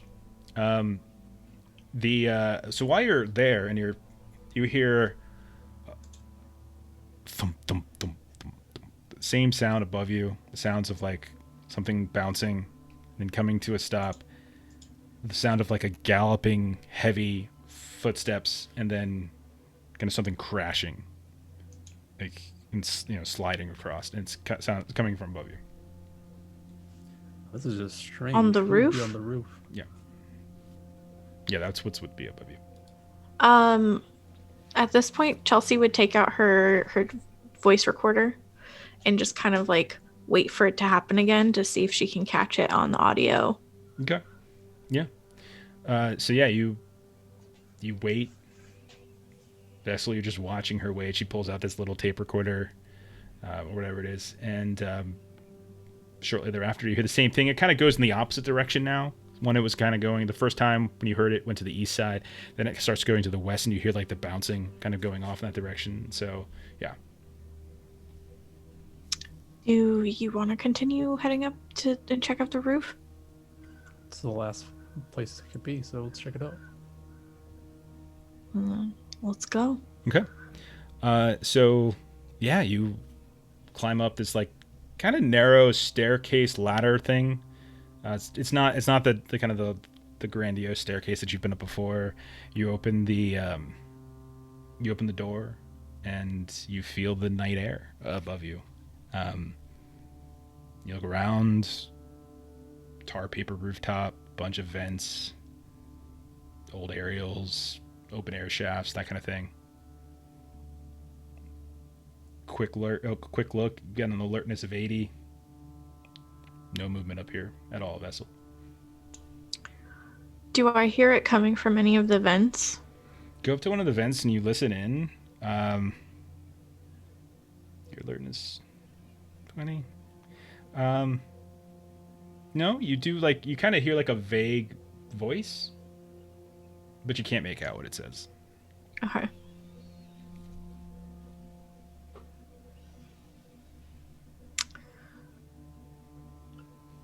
Vessel, what are you doing? I'm looking. Is it like a fire escape? You do not see a fire escape, no. Now, when you look over the edge of the building, you do see the basement entrance. You don't recall stairs going down, like from the ground floor. So it occurs to you that it might be the basement entrance is on the outside of the building.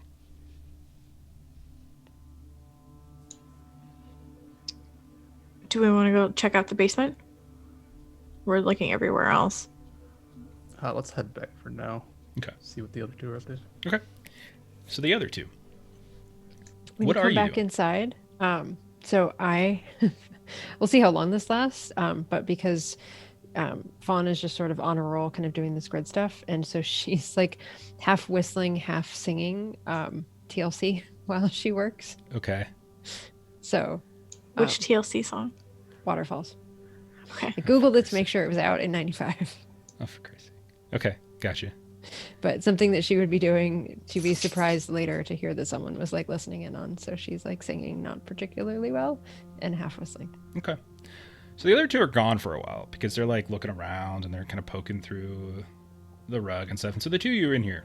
And so you've got some time to, if you want, you can kind of get a search roll. And if you feel like it, if there's something else specific that you were trying to do, you can do that as well. It's up to you. What would you two be doing? Album, what are you doing? So apart from getting like a piece of the epoxy to analyze, I guess I would also be looking for some kind of like pattern or something that's like hiding in plain sight, if that makes sense. So I guess that would just be search, right? Yeah. So you can just do a search roll. I mean, I would say it would occur to you after like just doing a full, just sink, like letting it sink in over the course of like your first hour here, that, I mean, until you start breaking this down and looking through it, like there's just not enough information to go on just yet. Right. So like a starting point for the breakdown, Sure. at least somewhere that would be make most sense. Okay. Is there a particular type of thing you would be looking for? Like anything that would like, what would catch Album's eye? What type of thing would catch his eye? Like you're like kind of a scientist, right? Yeah, so yeah, and that's why he was like making the note about like the smell of the epoxy and then like Okay. analyzing it to see how long it takes to cure. Okay. So like the chemistry, like anything with chemistry or even like mathematics, if we want to get super like the patterns of stuff, that's stuff like Roll a search. that. Yeah, I got a 72. I failed. Okay. Yeah. I mean, like, there's nothing, at least in the outer layer, as you're looking for in terms of like mathematical equations or things like that. There's a couple things that you try to pull off the wall, a few points that you break, and you're like, oh, I hope that wasn't important. But it's a kind of a frustrating hour plus for you. A couple times, you drop your slice of pizza on the floor, and you have to make a decision whether or not to pick it back up and eat from there or not. It's kind of Album's call. Definitely not. What about Agent Fawn? What have you been doing? It depends on how long you would say kind of my gridding would take, kind of coming up with the grid system and all of that kind of stuff. Well, I'm saying that the two of them left. They not only were they searching specifically for like other wires and stuff, but they're just kind of doing a vague, looking up and down the walls, chasing after this noise. None of which you know specifically. They probably mentioned that they were tracking something. No big deal. But they've been gone for a little while, and it's just been you and Album this whole time. So, yeah, if you want to, yeah, you can. If you So there's nothing obvious, like there's no color patterns, there's no size patterns, it's there's no. it's a freaking junkyard in here of just the weirdest things, just the strangest things. One thing I wanted to do, did we open the Discman to see Yeah. if there was a disc inside? Yeah, you pop open the Discman, and you do see that inside there's a looks like it's Alice in Chains, dirt. Yeah, Nice. Sure. inside joke.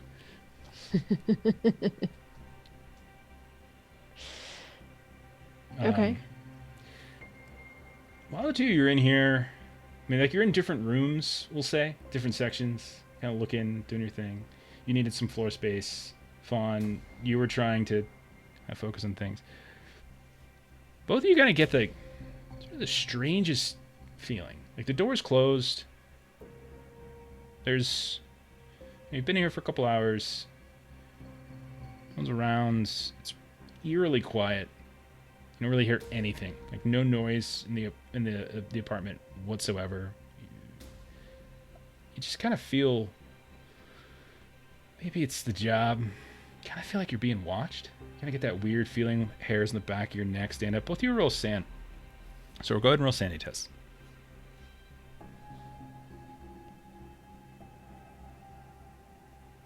It's a critical success for Fawn. Yeah. I failed, which makes sense because I'm a conspiracy person. So if I feel like someone's watching me, I definitely would go with that. Yeah, so Fawn, you're in the other room and you're like figuring out your grid pattern, all that kind of thing. You feel fine. Like so you, for a second, you just kind of like feel, and then you kind of look up and you can see that there's an AC vent nearby, and it's like, oh, that's why I felt the thing on the back of my neck. No big deal. Mm-hmm. Album, you lose 1 point of sanity, and you get this from helplessness, and you get this. You swear there's somebody looking at you, and at one point you turn around to say something to Fawn, and you realize she's not there, and then you look at this. Then as you're looking around for like, you almost hear like something moving, some little somewhere in all of this trash. And you look, and you can't find it. Like the sound is. You have no idea where it just came from. It just sort of makes you jump. You drop the pizza on the floor one more time. And it's kind of this creepy moment. The room that I'm in, are there windows? Yeah. I mean, they're covered up. You can see that she had apparently moved like a curtain over top of some of these, but ripped it apart, and then other parts of the window frame itself, stuff's been epoxied over top of it. Okay, but there's no clear view in or out. Yeah, you can't see outside. And you said that it was eerily quiet in the apartment. So after this paranoia, I guess I would stop. Do I notice if it's is it also not a lot of noise from outside, like road noise or just city life? It's New York City. It's a busy, loud city. Does that even seem quieter? Yeah, it feels really quiet in here. Okay, yeah. So I'll walk over to Fawn because now I can't shake the feeling. And just don't even have any consideration for which how into her task she is, and just why is it so quiet? And I've been singing, so I'm not at all. So I just kind of what do you mean quiet? And Album's gonna just look at her expectantly and be like, listen, just take a moment, just take a few minutes and just listen. We're in New York, this is, it's just too quiet. Do I have the same sensation after I stop singing and whistling for a few minutes? Yeah, you stop singing and whistling and you listen, and you can hear kind of a distant beep, honks of horns and such. And as you're in the room with Fawn, all of those sounds just begin to start fading in, and you hear them. Album, you hear them all. Huh. Right as you say this to her, seconds after that, an idiot, these sounds start happening. And then so then not my even reaction is what are you talking about? I hear everything just fine. And without even skipping a beat, Agent Album will just impatiently motion follow me, come into the room I was in. Sure. And then same thing, he'll just stand in the middle of the room and just kind of put his arms up, gesturing listen. And you do, and you hear the same basic things. And it's at this point that the other two come back through the door, and you've got Album who's almost stand right here, positioning Agent Fawn like she's a mannequin in a store window or something. Yeah. I hear everything. I don't know what you're talking about. This doesn't make any sense. This point, Chelsea will come in with her little notepad that says this room is bugged. Be careful what we say. And she'll show it up to you guys real quick. And then she points to the other note above it, saying that it's from the cord leads to apartment 2B, with a note of tomorrow ? And discuss later is scribbled on there next to it. So Fawn's gonna sort of get a little kind of red in the face for a second, and then she'll sort of weakly go back to whistling and singing again, like she was before. Yeah. Just to go back to making noise again. All right. And we'll say we're pushing, 9 o'clock at this point. You've been here for almost 3 hours. What are y'all doing? Yeah, never mind. So the only person who's burned like a search roll today is Album. So the rest of you, but that means if you're doing it, you're committing to staying here for a few more hours at this point. Yeah, might as well do it today. If we're Okay. here. Yeah. So you're all going to just kind of like, okay, we're going to hang out for a Like couple more hours. take a section. At least till midnight, yeah. Yeah. Guys, the rest of you split up. Everyone takes a different section, like you said. It's perfect. And the three of you can go ahead and roll search rolls. All right. Success. Okay. Fail. Okay, and Melissa made a good point. Don't forget to mark the checkboxes next to skills that you fail. In Delta Green, you actually get to improve your skills when you fail at them. Oh, nice. So we'll do that off air after the Okay. the I failed session. mine too. Okay. My stealth roll. So the only person who passed is Chelsea. Yes. All right. So you're all kind of looking. You're hearing like periodic people like just cussing stuff. Like everyone's like, "What the fuck?" God, ah," and like people getting mad because they're like cutting themselves or like they just like kind of broke something. You look over and you see like the antenna of an old radio just get ripped off. All of a sudden, it's like a random shoe of some kind. Just why is there this shoe here? And Chelsea, you're kind of working over by the window and you're kind of peeling off some places to kind of get more access. Like there's a little bit of light that came through at the very top, but like most of the window is kind of blocked off. And so you've been peeling away and cutting through chunks on the window itself. And you tear this old piece of parchment that you take a look at it. It's got this kind of intriguing little symbol. Let me go ahead and see if I have it. Yeah. Just whistling and singing away while we work. So, yeah, you peel this thing away, and it's got this kind of this golden ink. It's tacked to the window like this little chunk of metal, and it kind of as you do it, it clears up a chunk of the window, so you can actually see out into the street again. And right as you pull it down, you hear this like cacophony of just sounds just suddenly pierce through what had other been a fairly silent with occasional bursts of singing and cursing, as outside apparently there's a horn. Someone's like leaning on their horn like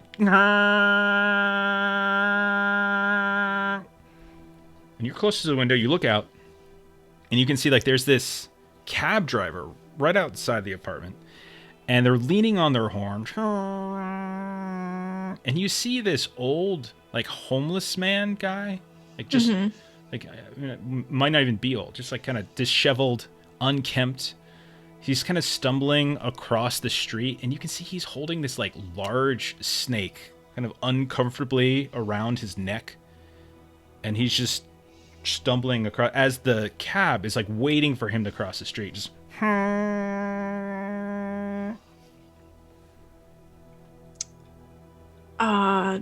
all of you can hear this, by the way.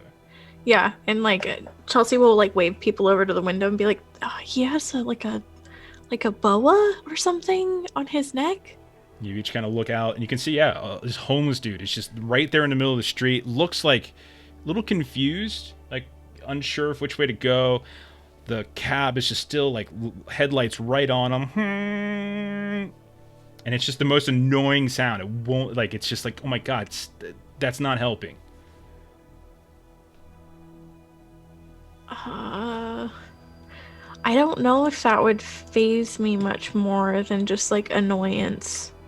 Yeah, Agent Album's just gonna be like, this isn't relevant to what we're working on right now. I'm just gonna go back to what he's doing. Okay. For the next... Fawn will kind of hang out the window and see where he goes. Okay. He's just sort of stumbling in the middle of the road. He seems to just have trouble kind of figuring out which way, and like he's just blocking the road at this point. Chelsea, I think, would be distracted by the symbol because I remembered in the notes that there was a symbol. I want to see if maybe I recognize it. What's your occult at? 30. Yeah, you take a look at it. It is. You're not 100% sure of this what its specific meaning is, but yeah, this is you've read through a text at some point in your days that has something to do with demonology. Like you're fairly confident. Can't identify anything more specific about it, but yeah, that alone. Meanwhile, it's just kind of still going on, and you peek out, and there he is.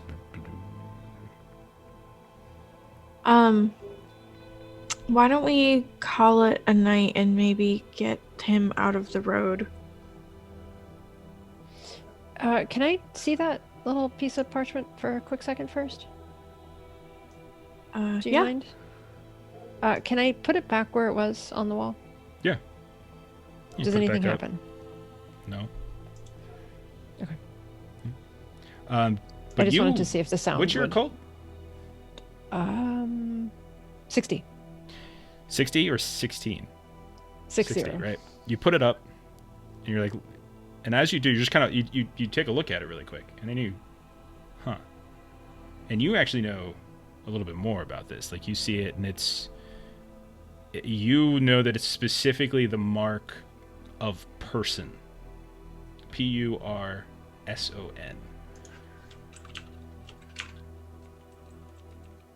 I'm not going to say that out loud because I remember the whole thing about this being bugged, but I will make a note to tell Okay. them later. You would know.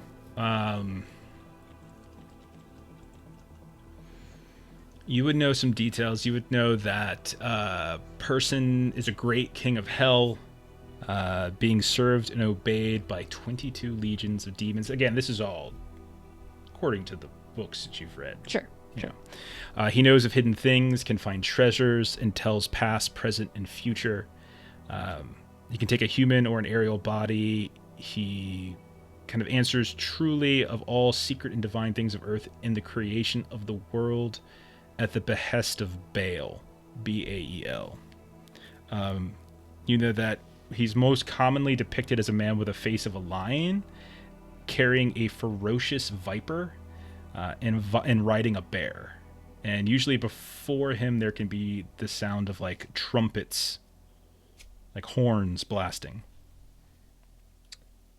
Okay, so when I make that realization, I'm going to just sort of point to the symbol and then point outside and say, kind of following up what Chelsea was saying, I do think we've been here long enough. We should probably make a night of it and go see what's going on out there. Yeah, I'm just gonna- I'm beat. Let's go. Okay.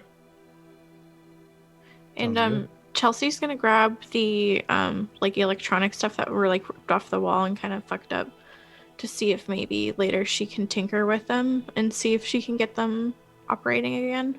I can help with that. I would say, Album, you would know these aren't going to work anymore. Okay, They're broke. You Like they're can't like fix these. they're literally broken in half in some places. gotcha. Yeah. Okay. Okay. So you guys pack up your things. You start moving out. You as you Lock do. the door behind us. Yeah, sure. You lock the door. Absolutely. You hear that same kind of boom, boom, boom, boom, boom, and then the galloping, and then the sliding of something and crashing against the wall above you somewhere. Just ignore it. We heard it earlier, but we couldn't find anything. Okay, but you leave the building, turn around, lock. You close the door, etc. As you go outside, you notice that there's no signs of the cab. There's no signs of the homeless dude.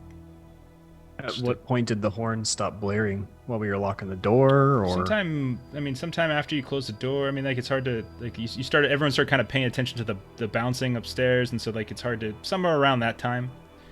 So. Gotcha.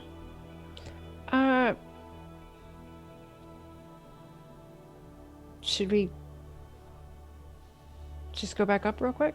Since we cleared out the window, I want to look up from the ground floor and see if I see anything in the apartment. Did you leave lights on? You'd probably turn the lights off. I think somebody even said they turned the Probably. lights off and closed the door. No, it's just dark. Agent Fawn wants to grab the key and run back up real quick. Okay, so you grab Yeah. the key. You don't gotta run up; it's the ground floor. So you Yeah, run well, in. yeah, we just run back in Okay. the hall. So you run in. Okay, and you as Just you're wanna look running back out in. the window again. Yeah, as you're running in, like towards the apartment, you see like the tail end of a like feet moving up the stairs, kind of going to the second floor somewhere, just kind of like bare feet. Like you see like 1 foot as it's just moving past. You go up to the door of Abigail Wright's apartment. You unlock the door, open it up, flip the light back on. What do you do? I want to run over to the window. Okay. What are the rest of you doing? I'm still looking in to see if I can see Fawn through the window. Okay. What are you two guys doing?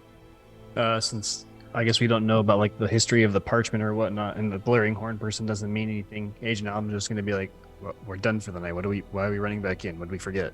Just kind of impatient and waiting for them. I'll follow her so she's not alone. Okay. So you're running after. All right. You look out the window. You don't see anything.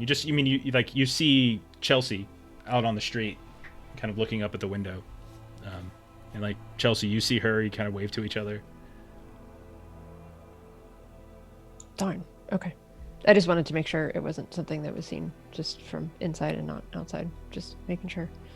And so then I'll probably be kind of almost back out of the door by the time Vessel comes back up to the door. And then I'll just kind of lock it and be like, never mind. Just wanted to. Okay. Somewhere in the sort of like somewhere above you, it's hard to kind of vaguely hear. You hear the sounds of like a door opening. You hear like kind of almost like swing music come out, and then like the sound of a door closing, like ever so quickly, like somebody went into an apartment or something like that. There was music playing, and then the door closed.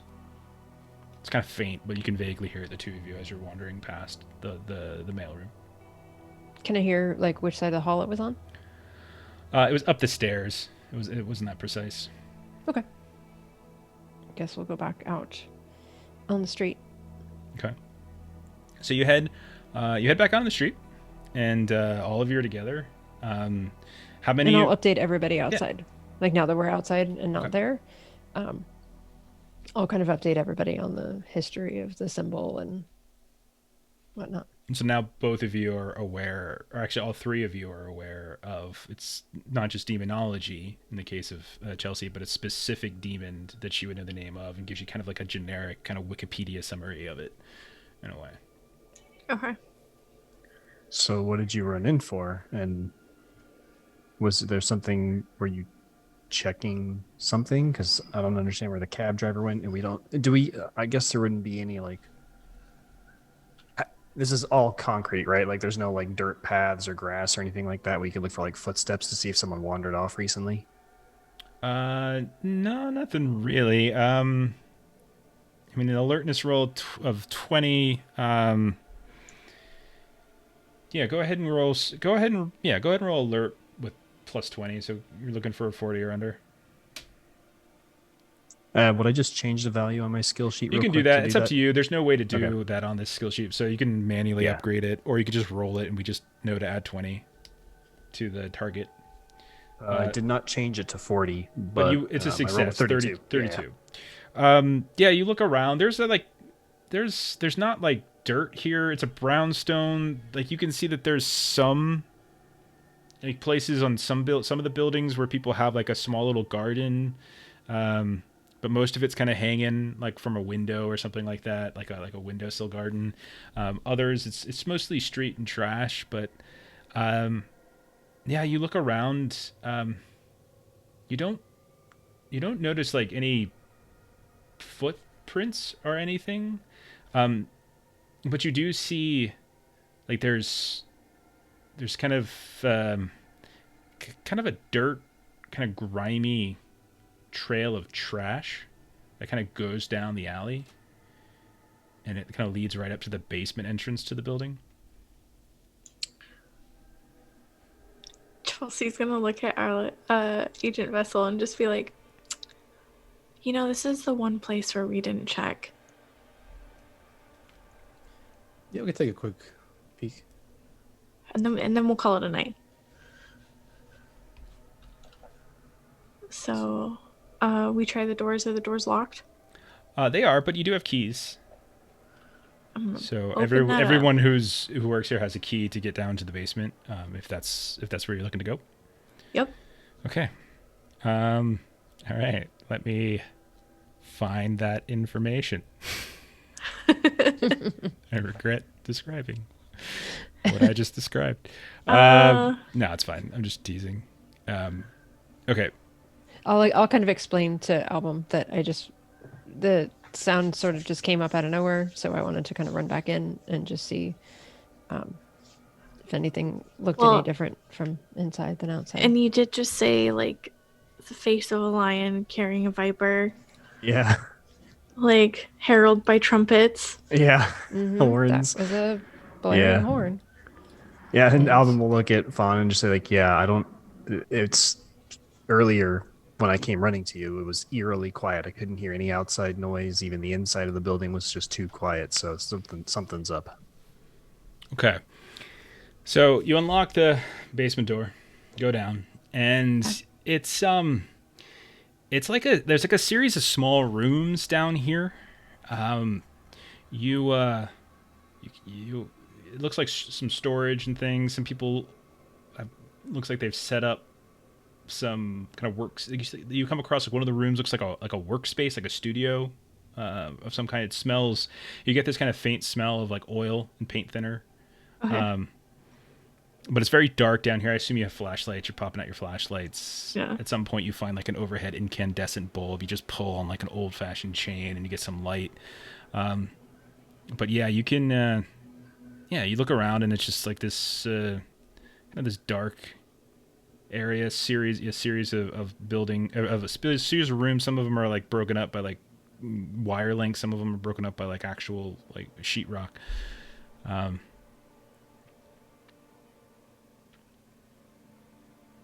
Go ahead and roll. Yeah, go ahead and roll a search if anybody wants to. Are we still able to if we searched earlier? Yeah. This is for something different. That's specifically for going through her junk. This is just the basic. I have a 40 in search if someone else wants to do it. You can all Better do it. than It's me. fine. I don't care. Oh, okay. Or just the best, or whoever's the best at it is fine. There we go. We got a success. Okay. All right. So you start poking around, and you guys notice that one of the specific rooms, it's got this, it's got a bunch of canvases that are sort of stacked up here and there. You kind of go in there. It's the one that smells of the oil and the paint thinner. You start taking a look at it, Album. You realize that, like, it doesn't look like this has been used recently. Like there's corrosion that's been built up around the can lid and everything, so it doesn't look like it's been opened recently, but you can still smell it. And there's another smell too, and you're not 100% sure, but you think it's linseed oil, and it's you can see that there's these pails of it that have been stacked up, pails, like old school bucket pails, filled with it.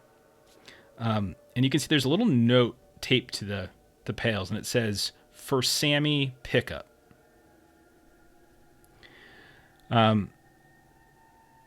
You notice that there's a handful of canvases, and they're like kind of stacked on their side.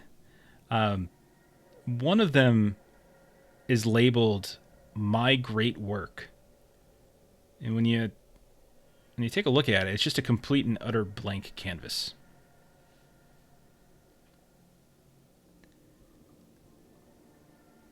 The others actually have some painting on them specifically. You see one as you're kind of going through the stack. It's titled "The Twins," and you can see it's a young, thin man with like wispy, thinning blonde hair, and is wearing a hospital Johnny, and is sort of duplicated in a mirror, but his mirror twin is deformed and muscular and has like this misshapen head. You can see that the signage, it looks like Manuel, excuse me. You see that there's another one that has like this haunting image, and this one's titled "A Fire in the House." It's got this haunted image of this white-faced specter that's standing on a rug at the top of a set of stairs in the midst of a crazy like fire in the middle of an apartment building or something like that. The rug that they're standing on is like this strange kind of aquamarine color of some kind. And then the third one. And Agent Fawn, I'm going to need you to roll a sanity test. Uh-oh. 1 second. Success. Okay. All right. The title of this one is The Dancing Clown. You see that there's a child-sized clown in yellow and blue that's cavorting on some kind of stage, these geometric shapes on these coveralls. And trailing behind it is this white paper dragon that's in the midst of kind of being flung around. And I think that's where we're going to end tonight's first session. Oh, Free. wow. That Oh, was pretty crazy. goodness. Okay? Yes. So 2 hours. I know everybody. People got to do stuff. There's so much to think about. I Yeah. know. Oh my goodness. So, yeah, that was fun. That was interesting. I really like how I was like, and Ash was like, well, I'm not that interested. And that would really bother me. I'm like, okay, well, fuck you, Ashley. Well, like, she doesn't know. No. You're You I'm know? just giving you shit. I'm just giving you shit. So, Melissa, you read the skills thing, right? Uh-huh. Is it, I'm getting my Call of Cthulhu and my Delta Green rules confused because I'm playing Call of Cthulhu on Tuesdays and then I'm doing this as well. So, like, I'm getting confused. It's if you fail a skill roll, you get to increase it, right? Is it At the end, yeah, it's mouse over on the character sheet. It says at the end of the session, add 1d4 minus Yeah, 1 what I percentage thought. points to this skill and uncheck the box. It's 1d4 minus 1 because it's 1d10 in Call of Cthulhu, which is way too much. So if you fail the skill roll, go ahead and roll 1d4 minus 1, and you can add that. So And as One another point. thing that also applies according to the rulebook, minimum to- of 1. Minimum of 1. yeah, think. It also applies if there was something that you wanted to do, but your base level wasn't high enough to be able to do it successfully. So even if you didn't roll, it still applies if there was just like a thing that the rank just wasn't high enough. I don't think there's anything specifically because both of you, the only one that probably would have applied was the occult thing, but both of you actually had Got the something. tiers that got something from it. It's just you had a little bit more info. So I Yeah. don't think that applies there. And I think you get a minimum of 1. So if you manage to roll, unfortunately, it looks like a couple people rolled once. You can go ahead and boost that skill by 1 point. Okay. So that's first session of Impossible Landscapes as we stumble through our first play of Delta Green by playing a really incredibly challenging and vast campaign. Just Yeah. remember this moment. Months from now, when we finish this campaign, just remember this is where we started. Just remember, just remember With this is some where we good started. Great. In a simple fucking apartment in brownstone New in York. Manhattan. Yeah. Okay, cool. So I think we're gonna try to play this consistently on Fridays. So it'd be, was that 8 Central, 9 Eastern for us? We're Pacific, so 6 Pacific. So we're gonna try to do that. You should follow me on Twitter at lollygaggerco, as I put out the schedule and stuff and tweet about when we're doing it. So tune in next week. I also be putting this up on YouTube usually the week after. So if we're playing on Fridays, you'll see this up on YouTube on our channel sometime the following week. And then other things. Ashley, do you have a game tomorrow? Yeah, I'll be on the Dungeon Crawl Classics game. We're doing Umerica, I think. Yeah, you're doing, it's America. Is it going to be It's a on, DCC show. is that on Goodman channel or is that on? Yes, the Goodman Games. Okay, Goodman Games official. Yeah. Okay, so that's tomorrow night. Let's see. Monday, you can catch Melissa and I here on our own channel on twitch.tv/the Lollygaggers if you're catching this on YouTube later. we are playing Alien. We're actually starting up chapter 2 of our Alien campaign, which is great. Brand new crew. Matt and I are going to be friends this time. Complete. I doubt it. He says he talks shit about you all the time in real life. Matt's too chaotic. I mean, them Canadians, you can't trust them. Right. So yeah, come back. So I think 9 Central. You can so if you never watched any of our Alien games, just come watch because we're starting brand new. You don't have to know anything. You can just watch chapter 2. It's a completely different story, completely different crew, just same universe, overlapping concepts. And if you really like it, you can go back and watch all of our old stuff, which is on our YouTube channel. And then on Tuesday during the day, which is I only know the GMT time, like the Greenwich Mean Time. Because it's I'm on Garblag Games playing Call of Cthulhu, so it's 21:30 GMT. So come check that out. So that's what's coming up for us here, and we'll be back hopefully next Friday for episode 2 of this. But yes, we're unfortunately already over. We usually do about 2 hours, maybe 2.5. But I found a really good stopping point, so I was like, I'm just gonna take it. It's right there. So we're right on 2 hours. I'm taking the stopping point. As soon as you described it, I'm like, oh, he's gonna call it right here. I just know it. Yeah, it's actually listed in a different order, but I'm like, no. I'm ending on the clown. Like, I'm ending on the clown. Yep. So Let me just say, I am so glad Melissa got the clown and not me. Yeah. It's Enjoy. 3 a.m. Man, go get some sleep. Thanks. What are you doing? Oh my goodness. Okay. Let's see. Who can we raid? See if the defenders. I think defenders are still up. They're doing some alien. Yeah, they are. There you go. So yeah, we'll go ahead and give them a raid. So if y'all want to hang out a bit, if you like Alien. Oh wait, I don't think we actually can raid them because they're doing Alien and they're doing a game that you guys can't listen to because I'm gonna run it for you at some point. Okay, I won't listen, but I'll give them a view. Everybody mute your Twitches so you don't hear anything that happens. It's either that or we'll share the love. Okay, so under no circumstances are you allowed to listen. So plug your ears or whatever it is. Night, everybody. Thanks for watching. Yeah. All right, start it up. Okay, good night, everybody. Thanks for hanging out. We'll catch you next week for more of Delta Green. Good times.